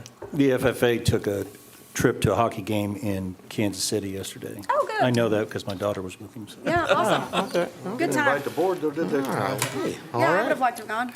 So moving along, is there anything else on those reports before we move? No? Okay. Next, we were going to have a report on the school lunch program. I assume that may be you, Grace? That was in our packet as well, I believe? Yes?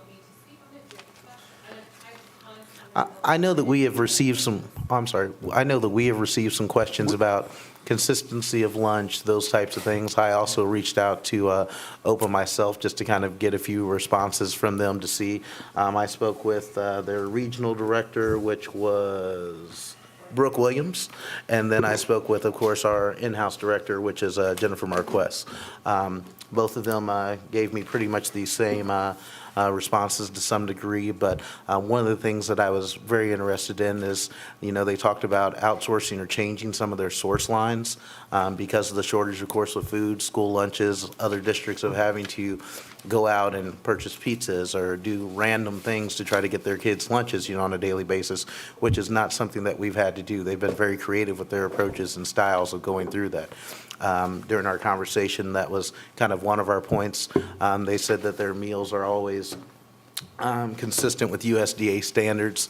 In the newsletter they sent out, there was a kind of a quirky line in there, which I asked them to clarify. They said that there was no code violations. I believe how they said, no critical code violations is what they said. And I read that and I said, so what are the small violations then if there's nothing critical within our food program? They defined that because in their jargon, that means that there were none whatsoever. That had to do with the frontline service of their food and as well as the mechanical issues within the kitchens as they were inspected both in the fall and at this time just most recently current. So I have not heard as much about school lunch in the last week and a half, so I know that some of the options have changed to what they're offering in the high school, and they also mentioned that, looking at wraps and other things versus just sandwiches, and they're looking for the return for us in March as well to get back in the buildings so that they can get back to a normalcy of delivering lunch versus going off-site.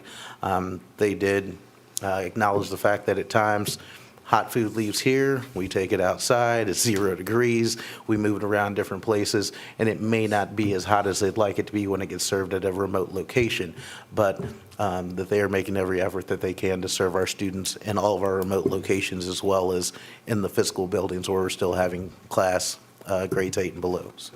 And I'll just say that I requested this to be put on the agenda because I've received some pictures of school lunches that are undesirable. The pictures that are in this report, I appreciate them. The kiddos are happy and their plates are full. But these pictures do not represent the photos that I had seen, and it wasn't just one photo. So I think that, when we have contracts as a district, as a business, again, being good stewards of taxpayers' money and the quality of services that our kids in our community receive, if we want to go back to the 65% poverty, we need to make sure that our kids are getting what we've signed on that paper that they'll get, and we want them to have food. And if we are concerned that they're not getting fed at home, then if they're not getting any food on Friday or enough food on Friday, then they're going to be hungry. So I just think that as a good steward of their funds and of our people's funds and an opportunity to evaluate and continue to evaluate contracts, it's a good opportunity for us to see evaluations of programs like this on an ongoing basis. And I will say, I 100% requested this because these photos that we got in this report do not represent what I received personally in my email. So I would encourage an ongoing oversight, not that you don't have enough to do, I understand, but I hope that these kids' plates and their hearts are as full as they appear in these pictures. And then, oh, go ahead, Grace. I'm so sorry. I personally took all of those photos. Yeah, they're great. I did not speak to any kitchen before I came. I showed up. I didn't talk to the kitchen staff. Good. I just grabbed kiddos and said, hey, do you mind if I take your picture? And that won't go public because we don't have photos. No, sure. This is for all Right. Sure. But I wanted you to see, because I knew Yep. mine were going to be, I just took direct pictures of the kiddos, so you could personally see it. And I will say, in all the elementaries, the middle, and on-campus sites, students are allowed to take as many fruits and vegetables as they want. I heard that repeatedly from staff. Okay. That's something that's being changed at the Martin Center. I observed at the high school, the person at the end of the line, the open worker saying, you've got to go back and get more food. She's like, honey, you gotta go back. I heard her say it 10 Okay, times. great. So, the only thing that I really ask for parents is if your kiddo comes home and has a concern, please encourage them to talk to an adult. Yep. Fix that problem that day, because me, like you said, me doing this and taking pictures after people are already upset isn't fixing a problem. But if they go to any adult, a teacher, whoever's on lunch duty, the kitchen staff directly, they'll fix it. We just gotta know about food. Right, so Grace is saying, you're not on mic, you're fine. So Grace is saying that if your kiddo has trouble with lunch, or they're hungry when they're leaving school, make sure that they're communicating with an adult. Again, I'm not sitting here trying to bash somebody that we have a contract with. I'm trying to assure that we are spending and utilizing and supporting our families the best that we can. I will continually support an evaluation of a program that, quite frankly, I had to vote on prior to any knowledge. It was my very first meeting sitting on this board, so I had zero knowledge. So I think a continual evaluation of the work that we're doing will only enhance and benefit our families and kiddos in this community. I appreciate this report. It's very good, and I think this is probably representation of what's happening, and hopefully the pictures and the communication I had were just a minimal time. I appreciate that too. Please have your kiddo contact their adult. If they're not comfortable, you contact the adult, a mom and dad, grandma, grandpa, whoever. Grace, thank you. I think this is good info, and it gives us an opportunity as a board, if we get concerns, to reiterate, we had a wonderful program, go back and watch the board meeting, and then also see your adult.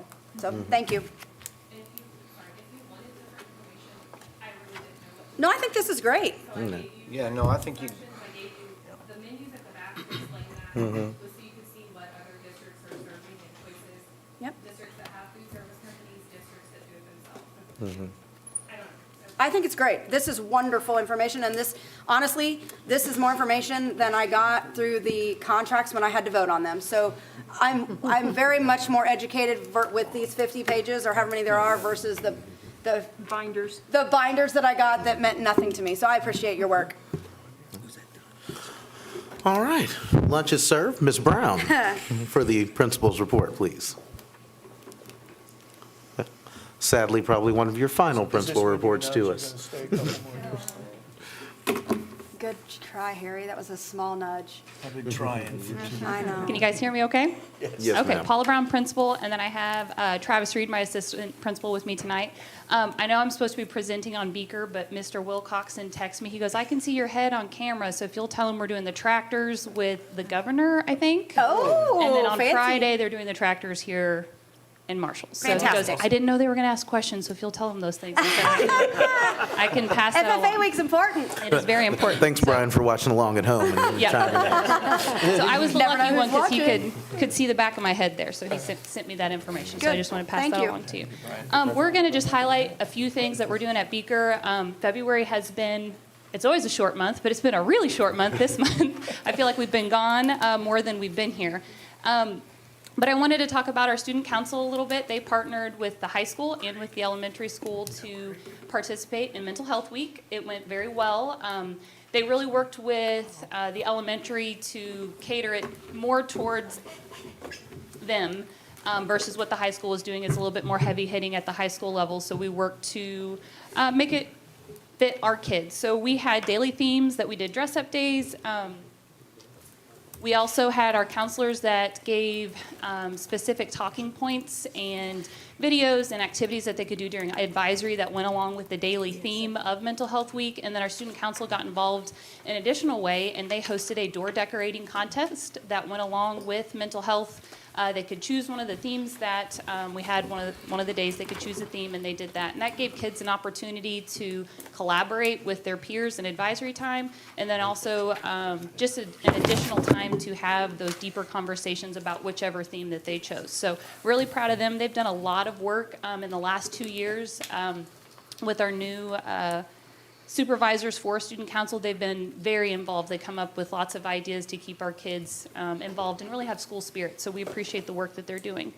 One other thing I'm going to talk about before I hand it over, OWL time. That is something that's across the district. We utilize it kind of the same, but cater it to the middle school level. Our grade levels have met recently to analyze local data, so then we can place students accordingly. And this is ongoing. We just recently have done it since, we've started the new semester and we've placed kids. So that was really a productive collaboration amongst grade levels to see where we're at, see what help those kids need, and then make sure we're moving them accordingly when we look at those assessments. And then also, we're working on the other end of things, like, okay, they're where they need to be, now what can we do to push? So that's something that we're still working on, so that way we're reaching all kids and what they need during that intentional time. So, and that pairs nicely with our after-school tutoring. That's really been beneficial, so then we can look at some of those other enrichment opportunities during the school day. So it's been good, and we'll continue to make it better. So, okay, I'm going to hand it over to Mr. Reed for the last bit. So I was going to talk about our MAP Super Bowl, which I wish I had to count how many years we've had it going now. I would say it's probably close to 12, 15. Obviously, got interrupted a little bit over the last year or two. But we were able to bring it back in a little bit of a modified format this year. It's just kind of a friendly assembly-type competition between each grade level throughout the week. I think we did it last week on Tuesday. We don't really get a lot of opportunities to sit an entire grade level down and just kind of enjoy being around each other, showing what we know, learning, and have a little competition at the same time. We had our 5th, 6th, 7th, 8th grade teachers create questions over standards, their pacing guides, stuff that they've gone over throughout the year. So there weren't any gotcha questions. It's not just random trivia. It's stuff that we've gone over in class throughout the year. So the students are, every student should feel like they were able to answer any question. And we did those 4 different competitions last week. And then we bring the winners of each grade level together for the all-school competition, which got delayed until tomorrow. So we're on pins and needles getting ready to start that tomorrow. Before I finish, though, I wanted to give a shout-out to some of the people who gave up their classroom time. We kind of had to modify it this year with the high school students being in our auditorium in the morning. We kind of moved our competitions to the gym. We'd never held it in the gym before, so our PE coaches were extremely flexible, making other arrangements for their classes for that day. And like I said, it worked really well, and we're excited to try to bring everybody together tomorrow. It'll be the first time since before pandemic turned our whole world upside down that we've had the entire Beaker Middle School student body, staff members, whatever you want to say, whatever, 800 some people in that auditorium at one time since whatever, early 2020. So we're excited to have that opportunity, have a little fun, celebrate what we've learned so far, and kind of get ourselves that first little boost for that MAP test preparation, which, well, never ends, but always ongoing. So that's it. Good job.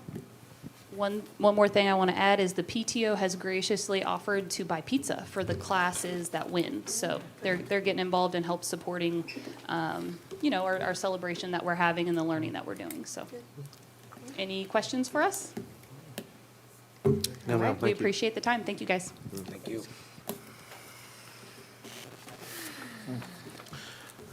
Also in our packets, the transportation report was received today. I just reviewed it. I actually missed that email today, so it came to us. Dr. Mayor, were you going to give us some highlights from that? I saw you had a piece of paper out. I do, and Craig had to be at the city council meeting this evening. He was needed there. I told him that that's what he gets for being so popular. But he has sent me the following information. As of the start of school this year, excuse me, they had 1,248 students sign up for transportation. Last year, they had 750 during the pandemic and the aftermath of that. He lists the buildings and the number of eligible and ineligible students. The ineligible students are the ones who live within a mile of the school. I believe that Craig has expanded his pickup area to a mile and a half. Is it a mile still? Okay. Our transportation department, who does a tremendous job, they have 23 routes and one Columbia route during the last school year. That was the 2021. This year, they have streamlined their operations. There are 19 routes and one Columbia route now. There is a manageable staff, he says. They have 19 drivers, 4 sub-drivers, and 3 floating bus aides. For the ridership count for the ASBR, there were a total of 520 eligible riders in October of 2020, 608 in February of 21.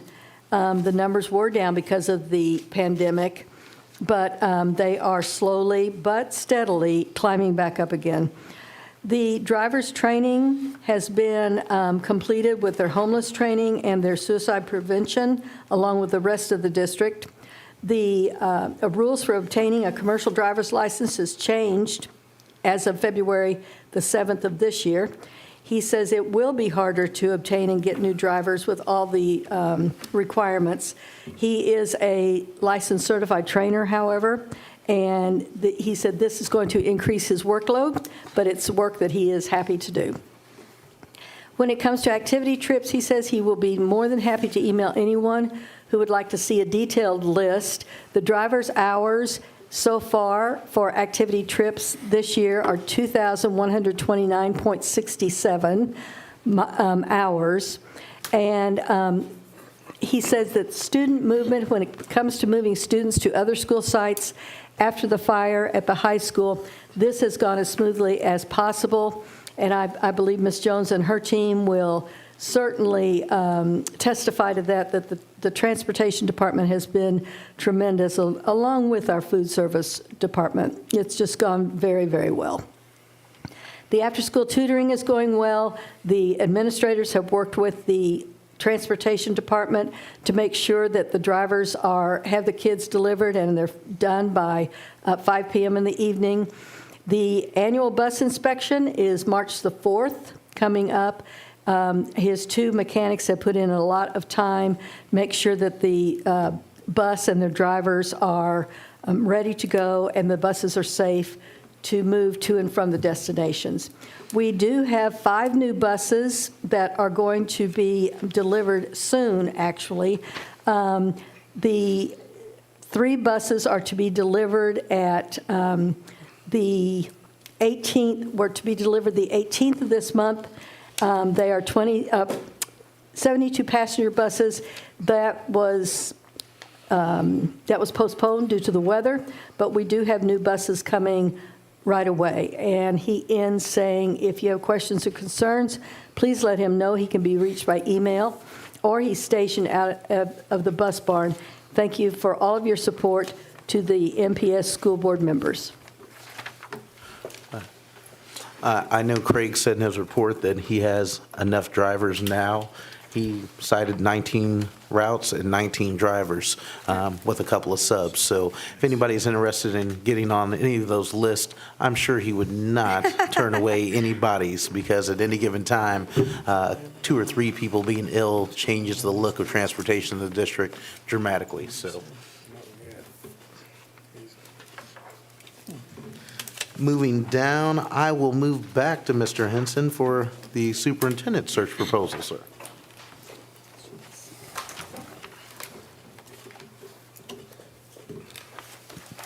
I don't envy the position that you're in, looking for a superintendent. This year, it's projected we're going to end up somewhere between 100 to 125 school districts that will have a different superintendent starting July 1. So that might be the largest turnover we've ever witnessed, at least in recent memory for any of us whatsoever. So a lot of districts have been searching. We actually have districts right now that are talking about starting their search for July 1, 2023. So we don't see near the numbers going into any administrative position, certainly the superintendency, what we used to see. The market's extremely competitive. We've seen a significant jump in salaries for superintendents, so the market's really competitive in that regard. And certainly as we start getting into this time of the year, we have a lot of districts that have already wrapped up their superintendents under contract, and they're going to hold them to that contract. And so you're kind of behind the 8 ball, to be really honest with you, in relation to your search process. And so you need to be really aggressive in relation to recruiting, however you want to do that. So a little bit about what we do that's different from others. Recruiting is very significant for us. So right now, if you just post a position, you might draw a very small number of applicants, but the recruiting is extremely important right now, especially in the environment in which we work. And so you have already posted the position, so I know your posting requirements.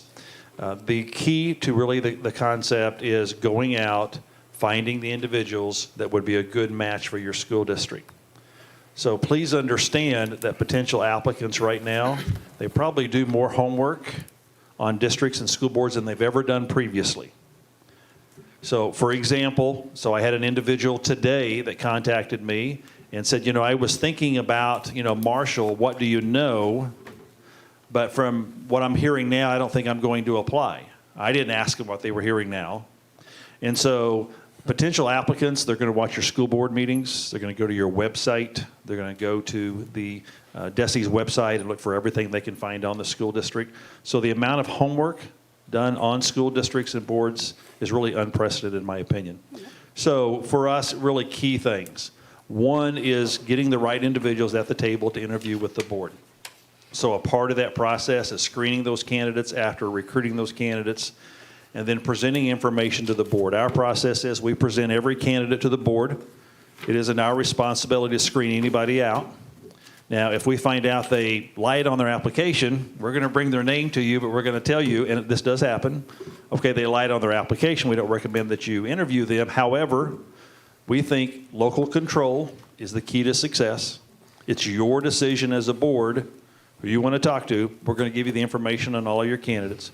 We're going to walk you through the interview process. So categories for interview questions, questions that are legally acceptable, questions that you might not want to ask this question.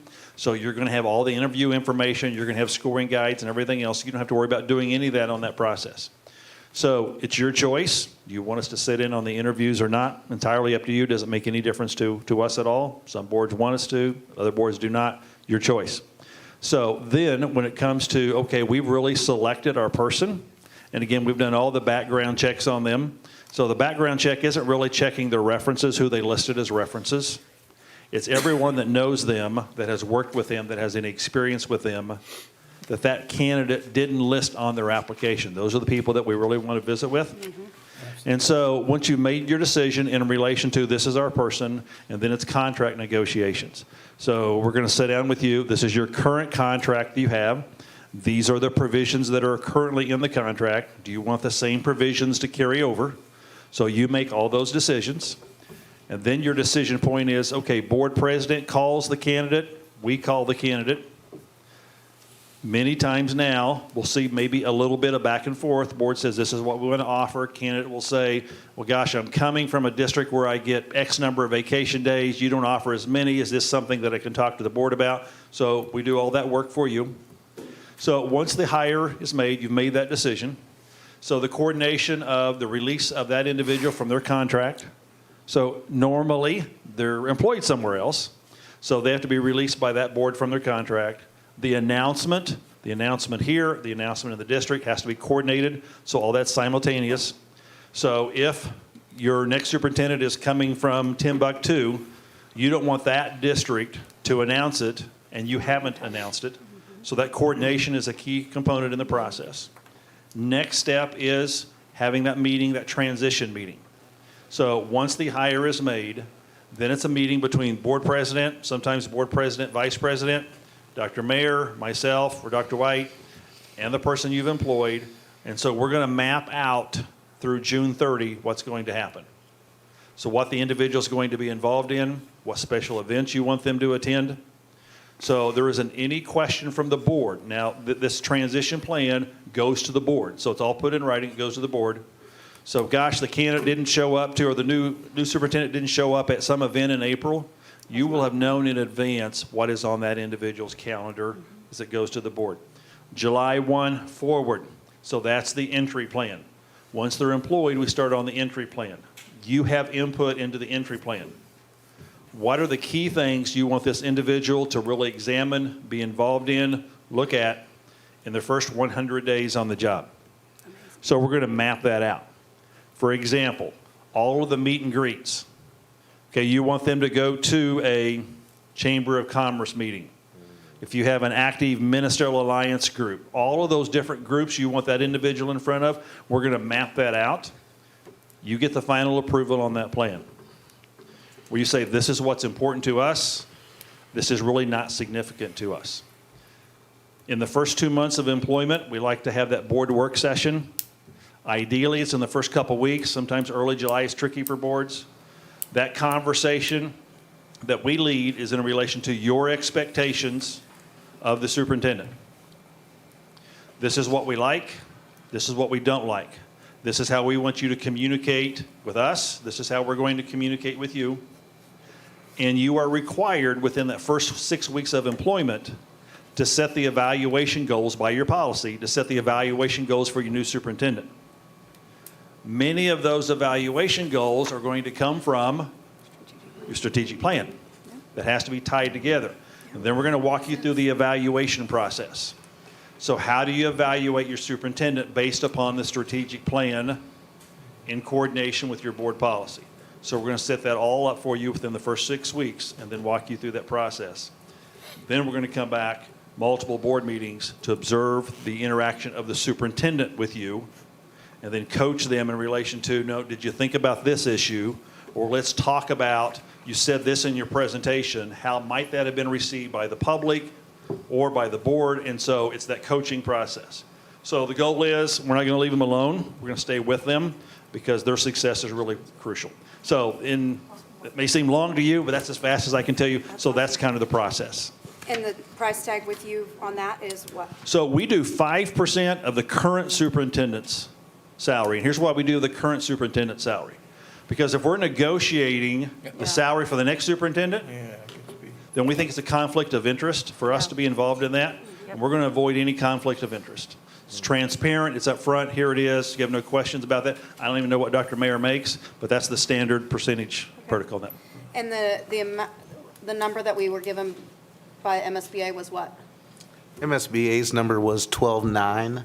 I talked to a couple other groups that don't necessarily specialize in superintendent searches, but employee searches, CEOs, people of that kind of caliber.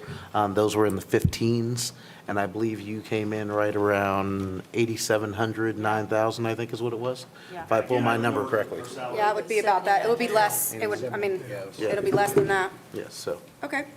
MSBA was roughly 10% and some change, I thought, and you were, like you said, around 5. That would be about right. Yep. Okay. Yeah. Good info. How successful have you guys been in the past with It this? is back. What's your successful placement rate? So we've only had, so we have a 1-year guarantee. If for any reason their employment doesn't last longer than a year, then your next search is conducted at no charge. We've only had one individual that didn't make it the entire first year. And in this case, that individual made a poor decision one night that he got in, I don't know how to say it delicately. Unfortunately, he was involved in an accident where alcohol was involved. Sure. And so Personal choice versus professional personal choice. So he came in my world. So it became your problem? Yeah, that became Eddie's problem. Any other questions I can answer for you? I just know how impressed I was with the comprehensive service that Dr. Henson and his organization, there's no other organization that offers superintendent mentoring for a year. That's amazing. It is amazing. I like that part of That's it. amazing. And there was a proposal packet that we received via email. This isn't the first we've heard of this tonight, so I just want you to know, and for the community, we have had some other research and read-ins on this as well, so. So what, I think I've just got one more question, but I'm not sure. So when it comes to the applicants, so, you're just, what's the word I'm looking for? So I've written for people in the past who are recruiters, right? And so I know how some of that works on their side. And they have a sort of, who am I working for, the employer or the potential employee sort of thing. I'm not interested in that necessarily. What I'm interested in is the recruiting part of it. So to what extent are you helping us find the right people rather than just say like structuring a job posting that's appropriately attractive, et cetera, et cetera? That's a great question. So one of our biggest responsibilities is recruiting for you. So we're not a placement agency. So I don't care how many apply, but the right people have to apply. And so we're very concerned about integrity in the process. So we're not going to deceive anybody. We're not going to try to bring X number of names to you. It's recruiting the right people. And so we have representatives that attend. So the Missouri Association of School Administrators have regional meetings around the state. So we have people that attend those regional meetings. So we're going to conferences, all of those things, observing the behavior of individuals. And so we think that's a key factor in relation to recruiting. So if we bring a top tier of candidates, these are really quality candidates, we are going to have observed their behavior in other settings, social settings, because we know what's important to the Marshall School District. And if we're bringing somebody that is doing things that would embarrass the district, then you're going to know, okay, they applied. We're not going to recommend you interview them, and here's why. So we think our reputation's on the line in the process. So it's more like a team scout, or like a scout for a ball team, as opposed to a recruiter. That's a fair way to analyze it, yes. All right. Okay. Do you have a cadre of candidates already within your framework that you're working with? We haven't hired them yet. So I'm going to answer your question in two parts. So we know the individuals that we might be able to entice to leave where they are currently. Do we carry a cadre with us of these people? And the answer is no, because we think we would be a placement agency if we did that. I'm not an educator, I've never claimed to be one. Your service that you offer for the ongoing time after employment, how desirable is that for PhD'd professionals in the education setting? How well is that received by them? I would venture to say it's probably received very well because Well, I they would don't. hope so, but I'm because they curious, don't have like- an advocate on their side. They start out almost, they could, in an adversarial position, right? So if they've got somebody helping them navigate the waters, I would imagine that to be the case. It's extremely well received, and so all of us involved, most of us involved in the search process have been on both sides of the table. So we've done searches for school districts, but at one time in our life, we were one of those candidates. Okay. So we know what worked well, what we liked and didn't like, and so we've been able to take all those factors and really put them together in the process. Okay. And so we see a lot of mentoring and coaching right now. And so we have some other mentoring and coaching going on right now where districts had hired individuals. We weren't involved in that process, but the board and superintendent said, we really need somebody to mentor them for a while. And so we have a number of those going on right now as well. Okay, good to know. And just to say in some of those competitive quotes, the mentoring line wasn't there. There to bring a candidate to your door, and upon hire, they step out of the process.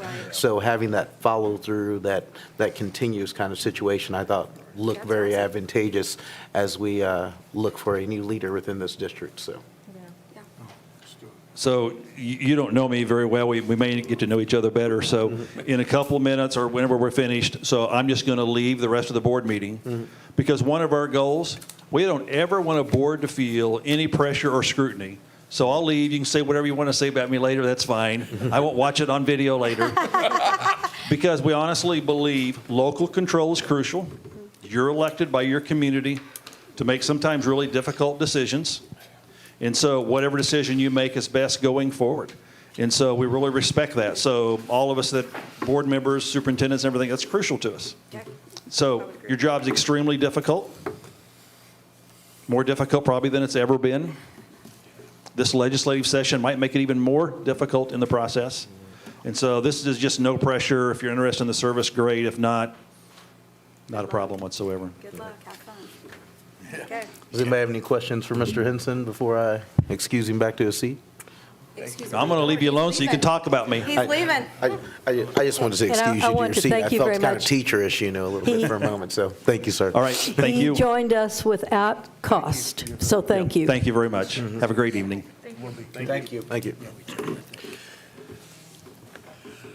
Dr. Mayor, are you going to give us a few words about the district law? Sorry about that. Clarification, or would you like me to go with that there?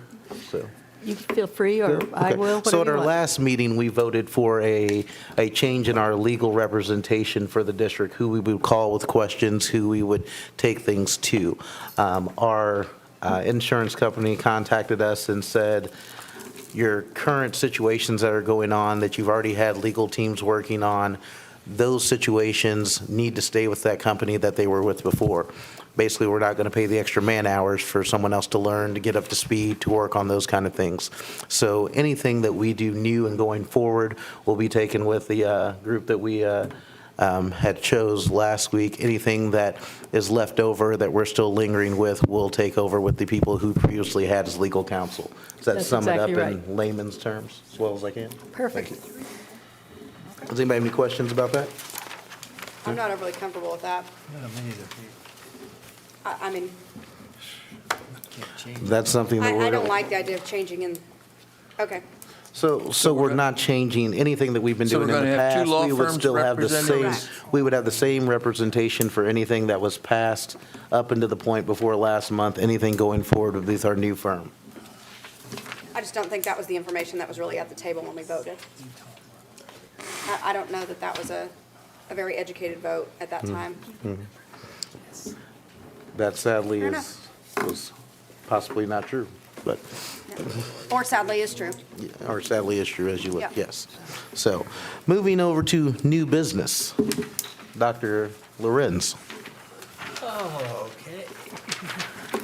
Let's see, first one up is the Spainhauer elevator, it says repair, but Spainhauer upgrade, similar to the upgrade that we did at Beaker. I was very, I guess, pleased, surprised that the three primary bidders that put bids in were all within $1,000 or $2,000 of each other. I was very pleased with All Rise Elevators' job on the Beaker elevator, and they came in at a low bid here. I would recommend them. That was one of my questions, as I was making sure that is the same company that It we've is. already worked with, It and I is. thought that was the same All name. Rise. Yeah. Okay. I move that we accept the bid from All Rise. We know the work that they did at Beaker. Second. I'll second. So before we vote, I just want to say the bid came in at $109,000 from All Rise. The other two bids were $1,000 higher and then $2,500 higher than that, so. Calling for the question, all those in favor of the All Rise bid at $109,000? Aye. Aye. Any opposed or abstaining? Thank you. Fire alarm system at MHS. It's a hot topic.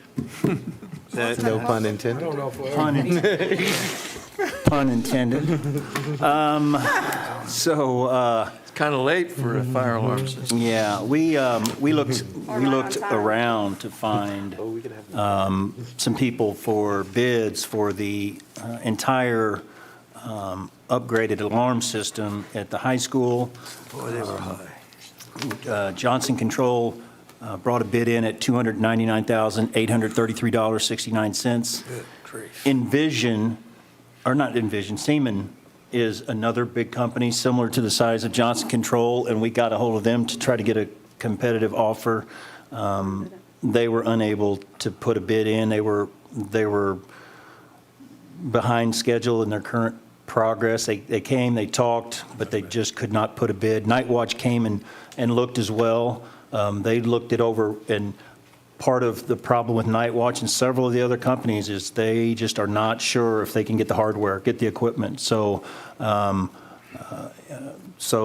with Johnson Control, they had actually been stocking up this past year, and so they just happen to have, they have the room in their schedule to do it, and they have the hardware on hand. I know it's expensive, but it would basically upgrade the entire building with State-of-the-art. state-of-the-art alarms in every room, flashing alarms. What was the price again? $299,833.69. $300,000, Harry. Yeah. $300,000. They fought hard to keep it under Any of this 300. able to be under ESSER? Yes, sir. For the fire extinguishers, I No. No, I'm just asking for purposes of helpful. But, So, yes, it could be covered with the money that we are receiving, our revenues that we're receiving that we usually don't, yes.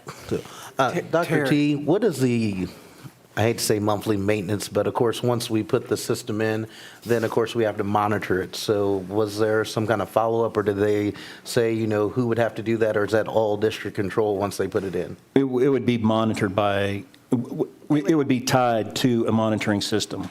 Which would be an automatic monitoring system? Yes, and we have a couple of choices there, whether it's an auto dial or whether we go to an operator. So, this is just basically for the hardware, the installation, and the equipment. That's what I was just making sure everybody Yeah. understood, that we're talking about setting the system in place. Then after that, we're going to have to do a little bit of maintenance afterwards as far as. That's the next step. So like the elevators, for example, we have, once we went into Beaker and we began upgrading and updating, like we're getting ready to do at the high school, we have to bring it to code. Everything on the campus isn't dialing in. But once we brought the elevator at Beaker, we had to, so what Allrise did for us, Allrise has a monitoring, a live body monitoring service, thank you. And they tied the Beaker elevator to that, knowing that we would be moving towards this elevator and the fire alarms out there, and then eventually moving to this half of the building to get, that needs to be the next move, post me, but that needs to be the next move, is the old portion of this building tied with the new. They work sort of independently right now of each other. It needs to be brought under the same umbrella, but it needs to be eventually. We will have to make a decision about a monitoring service, which includes elevators and fire alarms as we add more and more on the buildings. Terry, at the high school, is that, refresh my memory, that's not for sprinkler system is included? No. Not going to do it? No. So that wasn't part of the upgrade on the code is sprinkler? Not adding a sprinkler system. If, That's not required by code is what he's. well, the building isn't required by code. If we would have went in there and started tearing out walls and putting in new walls, I would have had to go back and I would have probably get the architect involved and engineers to see if we would be forced into the sprinkler system. But because the building structurally remained 90% intact, we weren't put into that. I don't know how much, and that would be a summer job if we could even get it done. We're going to have a tough time getting the grid panels up, we're going to have a tough time getting everything in there this summer ready without so it would have to be something that would have to be due in a future, a later date nonetheless, so. And I will probably be either contacting, if you decide to go with this, I will be contacting them tonight or very bright and early in the morning.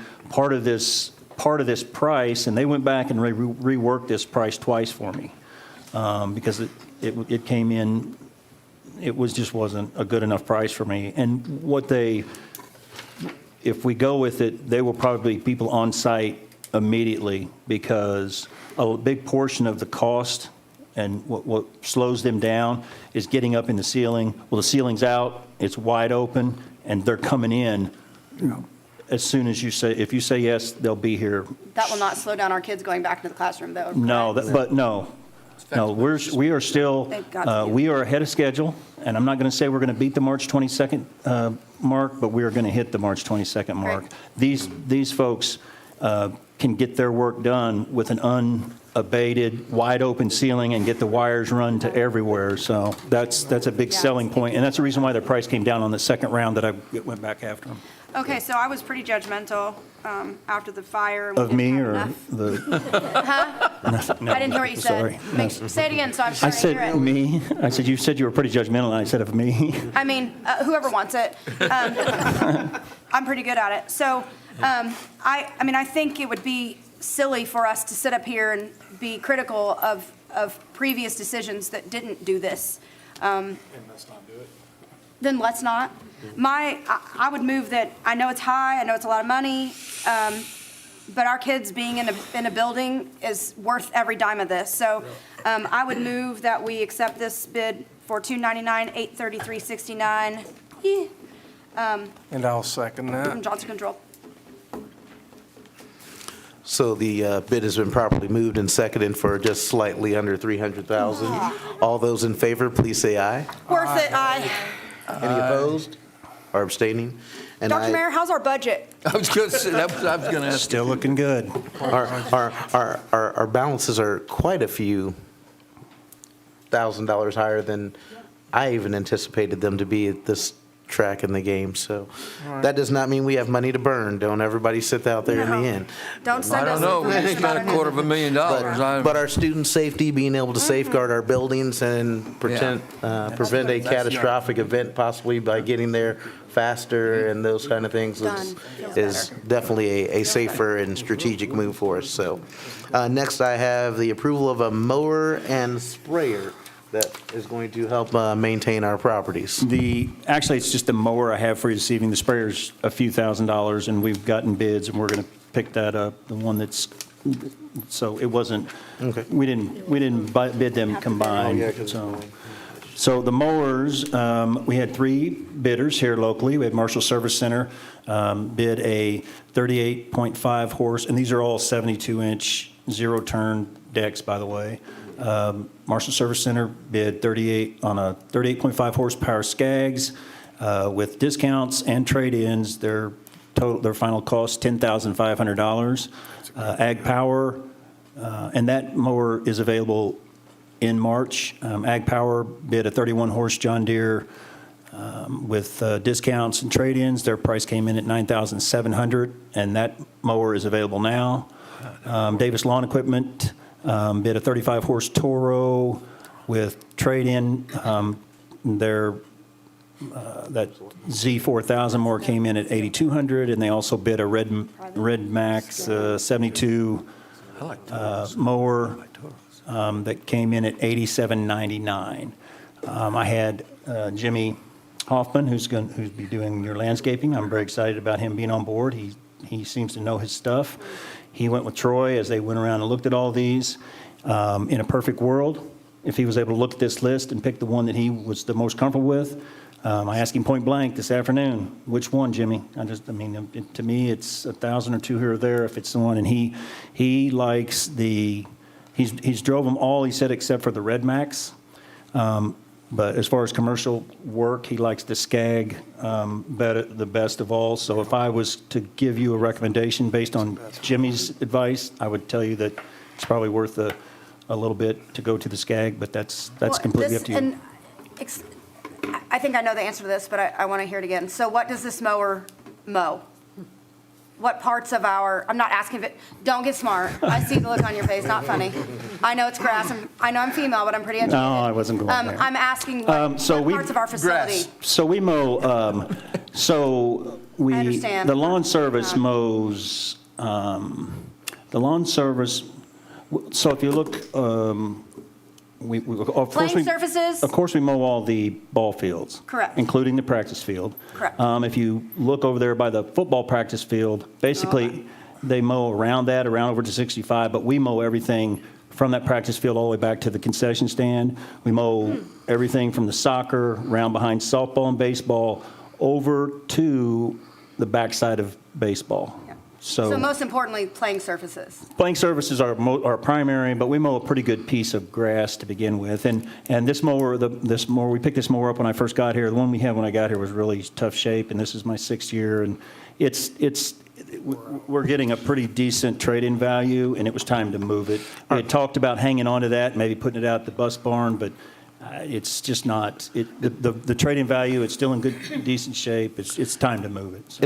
Is there any difference in the wheel or treads that we're going to be having, or anything advantageous for going over the playing surfaces? Or are they all same basic tire structure? We use a turf. We use a turf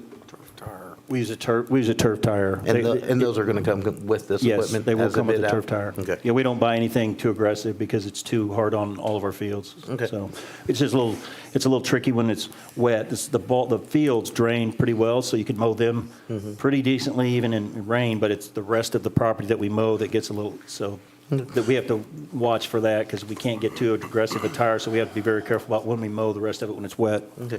Just wanted to make sure we were comparing apples to apples. Yep, you bet. Somewhat. I'll make With a different motion, machines. we accept the SCAG. We'd be trading in the same thing no matter what we chose, right? Yes. 'Cause And all the trade-in went down on one of the bids. Yes, That- but Matt, the discount is No, on. I'm sorry, on the one bid that offered 2 options. Yeah, Davis. The trade-in is $1,000 less on the cheaper one than it was on, okay. Yeah, and it's, Otherwise, the trade-in and the discount is about just 6,000 or a little above on the others, so. yeah, it gets a little goofy if you start looking at the discounts and the trades. I just had to go to the bottom line. I'll second. And I actually, when he said that about the SCAG, I actually went out and looked at that a little bit. I drove the other ones as well, and It's the best. And that was his choice, so. that was his choice. And that's for March. So this has been. Yeah, and the moved- fact that it's available in March is okay. This has been moved and seconded. Is there further discussion? Call the question. All those in favor for the SCAG 38.5 horsepower mower at 10.5, please say aye. Aye. Any opposed or abstaining? All right. Let's see Next, we have 400. the bid for the vape sensors. I believe there was only one bid that we received Yes.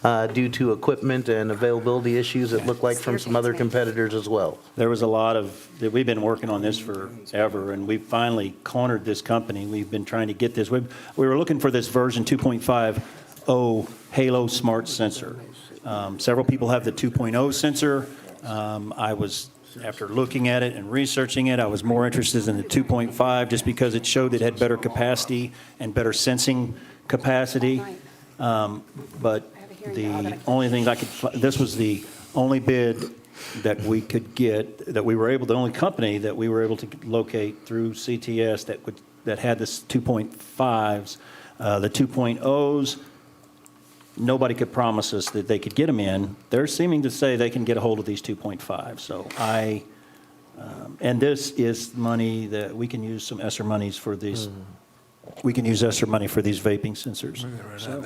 Okay, so I have a question. 33, I don't understand, I don't have a habit of using this kind of thing. So it's all fine and good that we have these and we already know that kids are using them. That's why we need vape sensors. What's the accountability when we find a kid? When these things go off, what's the accountability for it across the district? Do we have a blanket statement that if this sensor goes off when you're in the bathroom, you're expelled? Or are we just like, oh, we got a vape sensor, now we know for sure you're in there, then what? Like, Well, we would treat that. It's Probably, covered in the handbook. probably as much However we have deterrent as anything. Okay. I have a couple more What are we gonna do? questions. Why are we wasting How money? We're not many, gonna do anything. how many of these are we talking about getting at this kind of price? And are they going to be located, I know at one time the So- discussion was middle school, high Correct. school. Can you just kind of fill us in on what that looks like a little more? So we, I don't know if I want to say exactly where we're going to locate them, but we have minimized the locations to what we think are high-traffic needs areas that we're going to locate them in to start off with. This is a system that you could build to later. After talking to Carrollton, they used a similar setup and system. They're the ones who told us that they gave us a lot of information on this. Jimmy's very helpful, helping us. But we're putting them in strategic locations. There's more places we could put them, and if it looks like it's working, or if if the buildings down the road act like they are having trouble in an area, we can always add more sensors to it. It's like adding more cameras to a building. So circling back kind of to Ellen's question as well, at one time, we had also discussed adding cameras outside of the bathroom areas where we might be putting these in so that you could also track student movements and go back. So the setting off, as you were saying, then you could go back and review and see who had went in at that particular time. And then that's where I would assume you would start your search. Yeah, and because we're not going to have teachers at every bathroom for the rest of our lives, hopefully. But- As we so this. And so you have cameras in these locations currently at the middle school, it sounds like, and. Yeah, as we've. And so the technology is already there to help monitor those situations. Okay. So then my next question is this. What's alarming is, if you look at that report we got, there's like fifth graders. Well, sure they are. Sure. Fifth graders, Sure. babies doing that. So my next question is, can Johnson Control add this to their fire alarm bid? Just curious. They surely have some sort of sensor. But my honest question is this. We've had all kinds of damage in the bathrooms. How easy is it going to be for them to damage these sensors? And what happens if they are damaged? Do they go off? Do they just quit functioning and we don't know it? Are now we going to have administrators have to go into the bathroom and figure out if they're not working? What? So back to the whole camera thing, as we've filled out the buildings inside and out to try to get a comprehensive look, an eye on the sky of all of our buildings inside and out. Yeah, that would be treated just like a vandalism issue from anything else. If they did one of our fire alarms, or if somebody messed up one of our wireless access controls or our cameras, or it would fall under that same guidance. Right. So that's my question. So we're gonna leave it to the responsibility of an administrator then to go back through 700 kids using a bathroom in a day to figure out who broke the vape sensor that we don't know. So we're just going to guess that somebody walked in and broke a vape sensor. What good is this going to do us? As sensitive as they are with everything else, they're very, very sensitive apparatus. They have alarm systems on them that actually can let out a signal of distress to help. So I can't imagine if they can do that level of alarm that they wouldn't be, if they were roughed or moved or jostled too hard, that they wouldn't go off. I don't know that for 100% fact, but I do know that they have built-in, this 2.5 especially has built-in ability to alert verbally. By the nature of these sensors, when something is detected, it is sent to who you say to the phone of who you've chosen. But this one also has the ability to detect when there is things going on. I don't know if it's voice activated, but there's a sensing piece to it, so I can't imagine it wouldn't also be going off if it's being jostled around or being messed up. So, no, it seems after talking to several schools, they have appreciated it. I think it's curbed what the problems that they've had based on the information they've had, and I don't think they've had to add. That's why we sort of went with a little bit of a minimalistic approach here at the beginning of it. But according to them, and I'm sure it's different in every situation and every building, but they haven't had to. It seems to have curbed it. So that's all we're wanting to do is just curb it. Okay. So I just have a couple questions. The first one's probably the easy one. What's the yearly cost after this for, like, say, the digital watchdog, the monitoring? Is there a yearly cost for this? We use Digital Watchdog right now for our cameras, so this will fall under our Digital Watchdog Contract. our annual cost. And then my other question would be, this is not some kind of a conflict because the company that provided the bid is Keeper's company. No, there's no issues No, there. we did the same thing when we were searching for the best on the access controls. We went through CTS is a retailer of the company that we were able to find the best price from, the same way we were with the access controls. So it goes through them. They get a small fee for installing. They get a fee for the cost, but then they're also right here on campus to be able to, they are our service provider of that. So we don't have to hire somebody else to come in if there's any issues with them. So I did some 50-cent research around here as we've been talking. There is it's set up for vape masking, vape, THC. It does have a tamper sensor and a tamper alert. Light levels, aggression, gunshots, it also speaks out. Safety, and if you yell for help, it is supposed to also set off. Temperature, humidity, nitrogen, carbon dioxide, carbon monoxide. So it is a pretty much seems to be an all-in-one sensor system. Do smoke and fire too? Yeah. Probably. It does heat sensitivity and index, so I would assume. I wanted to say that to Ellen, but I wasn't, it'd been a while, it's been several weeks since I read that, but I was thinking what he said was there's activation in there for any kind of movement or even aggressive language. It's, you can set the sensitiveness of it up to pick up if somebody's bullying somebody in a bathroom, for example. So we only got the one bid, Correct. and it came from, essentially, from CTS? Correct. How long was the request out for bids? Well, we've been for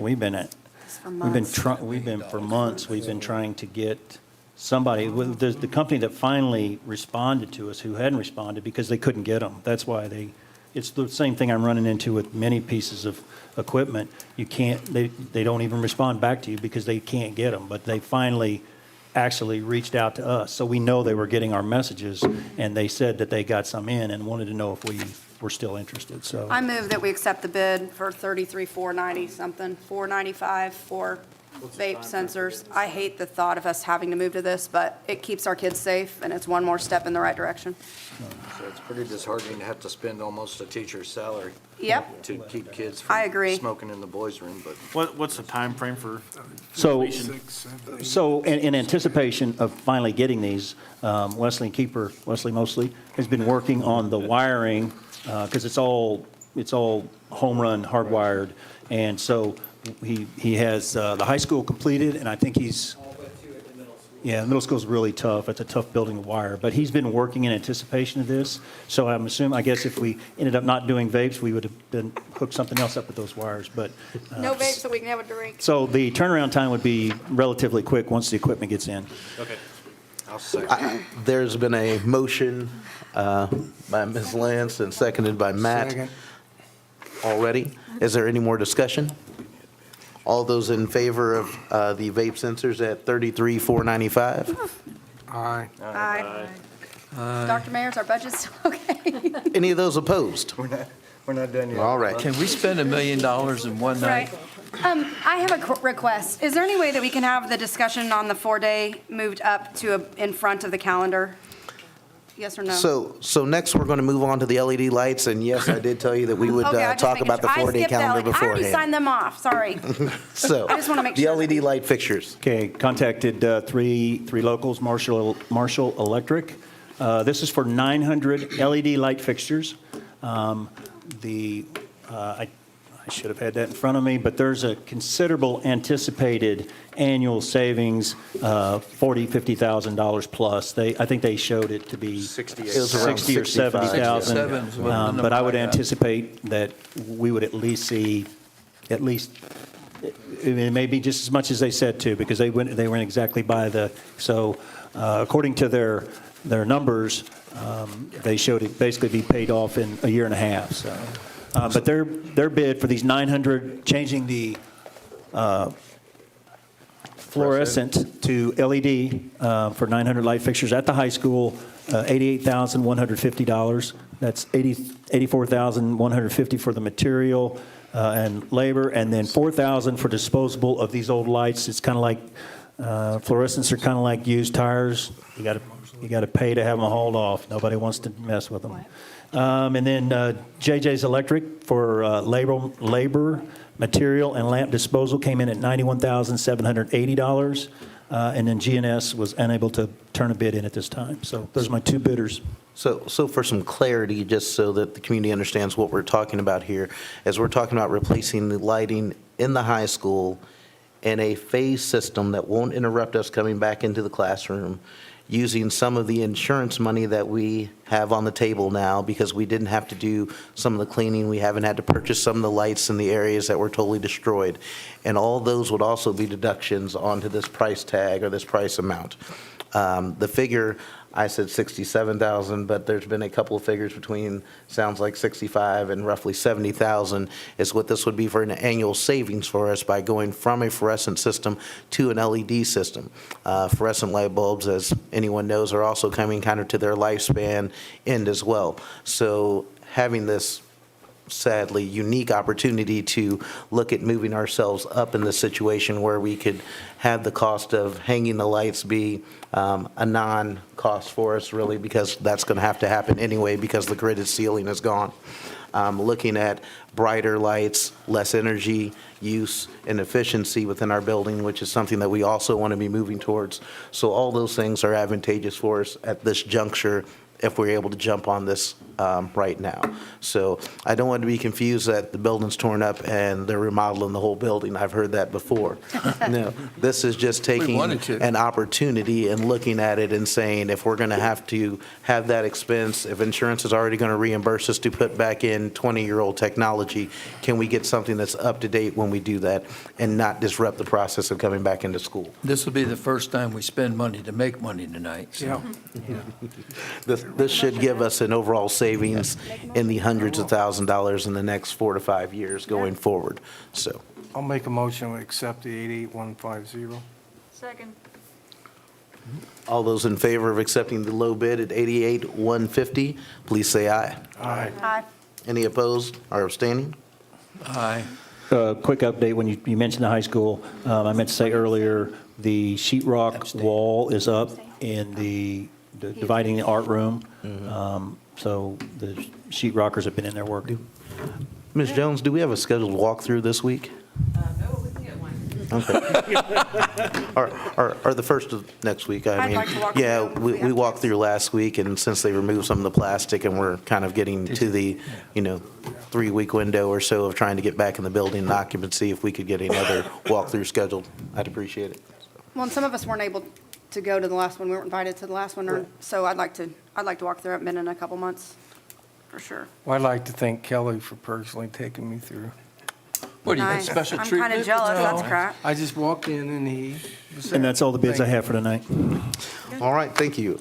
So, Ms. Lance had asked, because we're going to be talking about school calendar, and we've also got a discussion of the 4-day option of being able to bump the 4-day option up. I didn't see an issue with that if everyone is in agreement with looking at I before we talk about F briefly. Yep, briefly. Go ahead. I just wanted to come to the board and ask, I've been doing some research for some time about the 4-day school week, looking at our district, and seeing now tonight that we're 50-50 on a full day of PD versus the half day.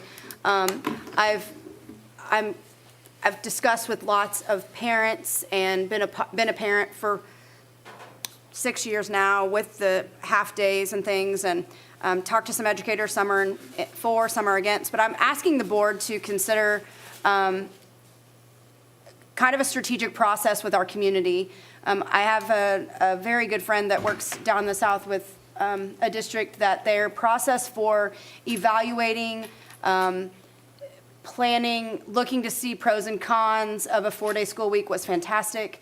And they're willing to kind of share their process and how they involved their community in that. I'm just asking if the board would consider support of a in-depth process. I'm not saying this has to be for next year, but a truly in-depth process to evaluate what a 4-day school day week would look like for Marshall.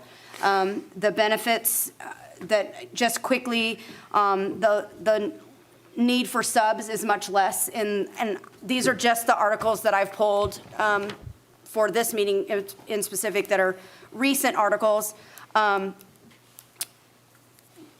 They found that the need for subs is significantly reduced. recruitment retention for districts that are 4-day week schools is much improved.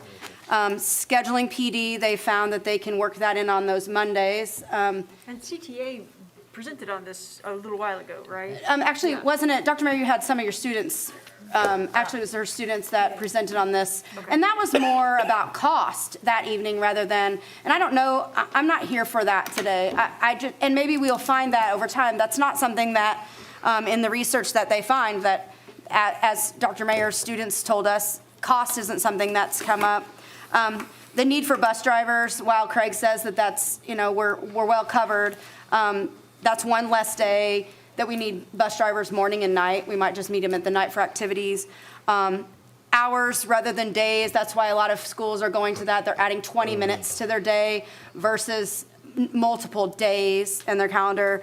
I'll be completely honest, I haven't found any research yet that promotes test scores in a 4-day week. They don't decline, but they don't increase. So that's something to be realistic about. There's lots of conversation about childcare and adjustment. But what my comment to that would be right now is people have adjusted to 12:30 outs every day, every Wednesday, at least one time. So, we have local organizations that have been wonderful to add programs that kids have been able to attend. With that, we might need to have some conversation with our economic standing of what's appropriate. And so I'm just asking if there is support from the board to, I don't want to use strategic process because we've used the word strategic a lot tonight, but truly an evaluation process that we include members of the board, members of our employees, our staff, our parents, our students, all of those things, employers, employees, whatever, to maybe come to an educated decision that is and I'm going to say that I don't have a dog in the fight. I'm not going to have a kid that this applies to. I just am curious if this isn't a recruitment tool, an opportunity to help our days off, and our one of the things that came up was teachers and parents plan their meetings on their off day, so they're not missing. They did say that attendance was considerably affected by a 4-day school week because parents and kids made plans on their off day. So I just think there's some opportunity for us to learn more than what Dr. Mayer's students told us. Not good or bad, but I think an honest opinion of what this really looks like and what we've really been doing anyway. And we can hear from everybody. So just a thought and asking for support and asking if there's anybody that's interested in being a part of this kind of project. So what would your next steps look like? So I have several. I have spoken to Marshfield School District directly because they're the school that most recently I really liked the way that they had a really strategic process of how they handled all of it. So I have not asked them they're willing to share a lot with me. And so I would probably contact them and say, okay, give me a lot of, let me see all your details and how you planned your process, and then develop that committee. Like who's going to sit at the table, and then who's going to sit at their tables. A lot like our strategic plan process was, but we're going to have to move, we need to move to have some follow-up. Set a goal. And it would Yes. need to come from the employees of the district in large part. It's going to come from them. It's going to come from some of your students. It's going to come from, your administration. It's going to come from the board. It's going to come from people in your community, kids that attend your district, employers that work in your community. Like, it's going to have to be all the stakeholders, which is it's going to have to be somebody from every group, every economic class, everybody needs to be a part. And my goal of that group would be to make sure that we connect and touch those people. If we need Spanish-speaking people or, people of another language on that committee, then that's what we need to do. But we need a group that describes all of us here. So I'm just asking if that's something that we would be interested in moving forward with. Yes, ma'am, Michelle. CTA has actually looked at that, and with Julie being here, and Julie actually presented just the executive committee members with a PowerPoint on things for 4 days, because we are looking like, going towards that. The thing that we really have to look at in Marshall is the Career Center. That's kind of where, Okay. where it kind of evolves and focuses on them more, because like the nursing program is, you know, they go 5 days a week, so when they go to the nursing home, we have this, that's where it's encompassing.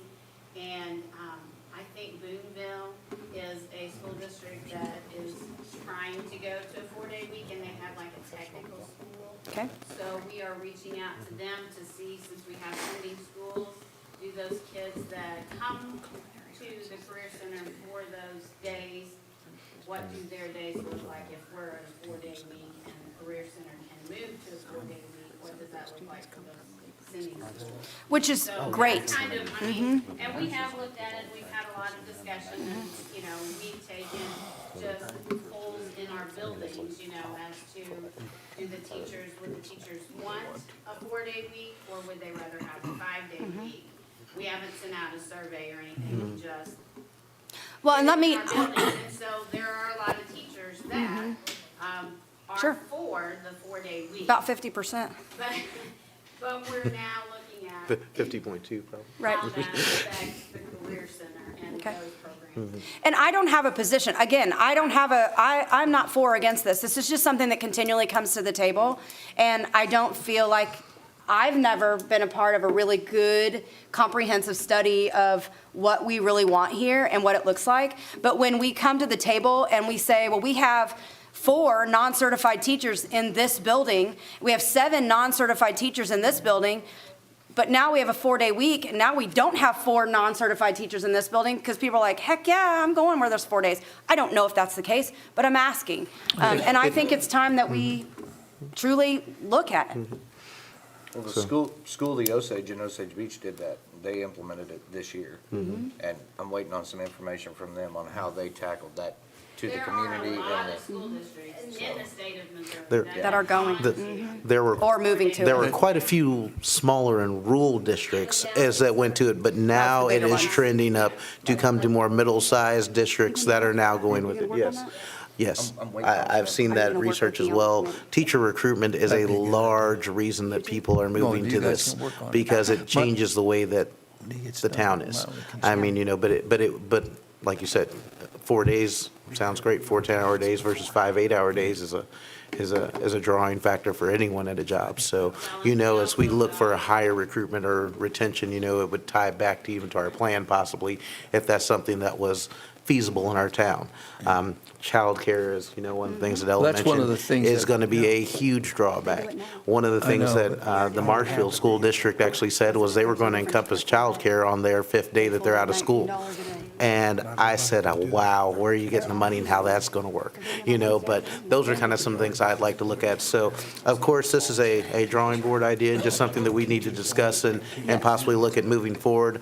I'm fine with developing a committee to task for that, as far as, you know, vote or pray or Yeah, I think we- permission or Present, however yeah. else. So if that's So we're something that actually everyone able to- feels that we can Well, look it's for not that an in the action future, item. then, no, it's not an action item, it's just a discussion item. It would just be an opportunity for the board to support Matt and I and whoever else wants to jump on board with us to I start think we- developing the committee. I think, I think we ought to explore it.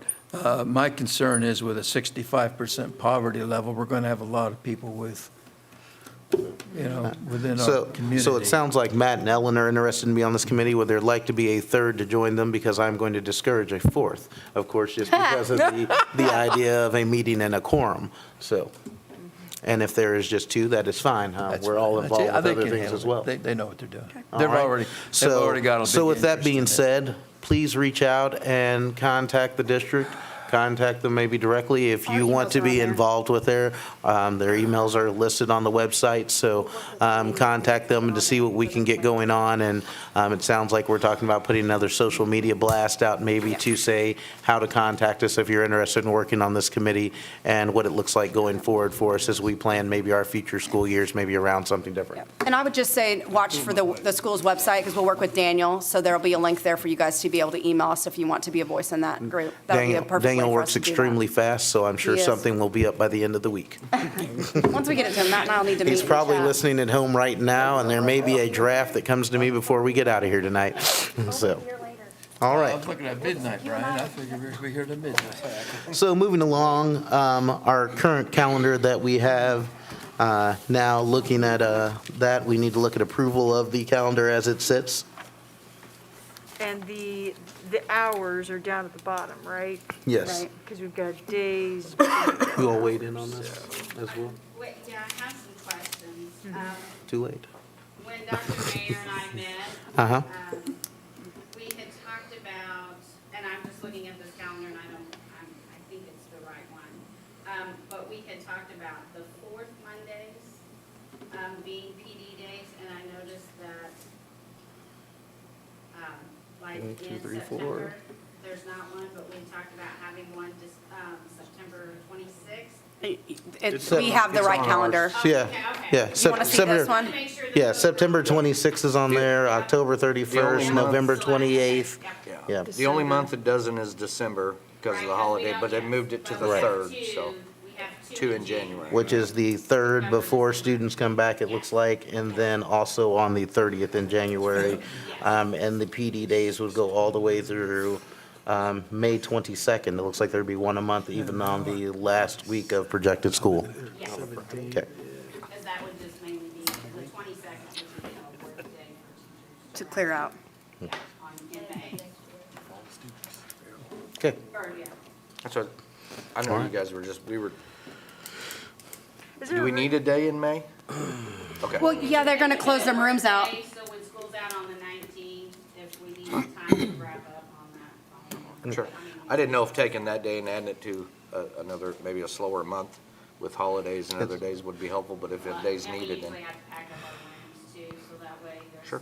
summer cleaning. So that would also be the Monday after graduation, by I'm looking at this calendar correctly. And so the 19th half-day out at 12:30, I'm assuming we're doing that prior to graduation? Is that the reason for the 12:30 out at that point? It's the last day of school. It's always a half day. Is that the complete last day of school? Yeah. Oh, okay. I, for Everybody- some I reason, was- thought something was No, I after was that. wondering why it was in both red and purple myself. When was the So, calendar put out that had a Friday graduation? Because I That's got, the first one we got Yeah. in our email, Matt. okay, well, I guess I didn't notice it. Yeah. Nonetheless, All right. Are there any more questions about the calendar as presented to us for the next year of 22-23? So I need to look for a motion to accept the calendar as it has been presented and with the blessings, it sounds like, of CTA and So moved. the central office group. Second. All those in favor? Aye. Opposed? Abstaining? Oh, sorry. I accept. Sorry. Jeez. Like I did last time. Okay. Oh, boy. Next, we're looking at approval of strategic plan project. Are we looking at that as far as acceptance of a company to help us with that? Or are we looking at that in term, so we're looking at, are we going to look at the $29.50? For those of you all hounding me about the $50 tonight. So, or if we're going to look at building this within our own particular language and verbiage and knowledge of MSET 6. I Second. second. Yeah. well, and to be clear, I think, Fourth. Brian, didn't you look into some other firms that might, and the price was good on this one? Was it? I did not Was that look me? into, Not on the- I didn't look into any on the I looked strategic at plan some. That portion. was- You did, I did too then. Okay. And the price is reasonable. And the expertise, I think, is also something. I've read the new regulations that we're supposed to have for board governance and CSIP. And Where'd you find them? I'm not an educator. They are on the MSBA website as well. They were also in our region meeting as well, when we had the region meeting that I attended 2 months ago, where they went over the Mcep 6. And then we actually have a Region 5 meeting on Thursday that I'll be attending for all the districts in our area as well, so. Call question. All those in favor of the proposal of accepting the ELG group bid of $29.50?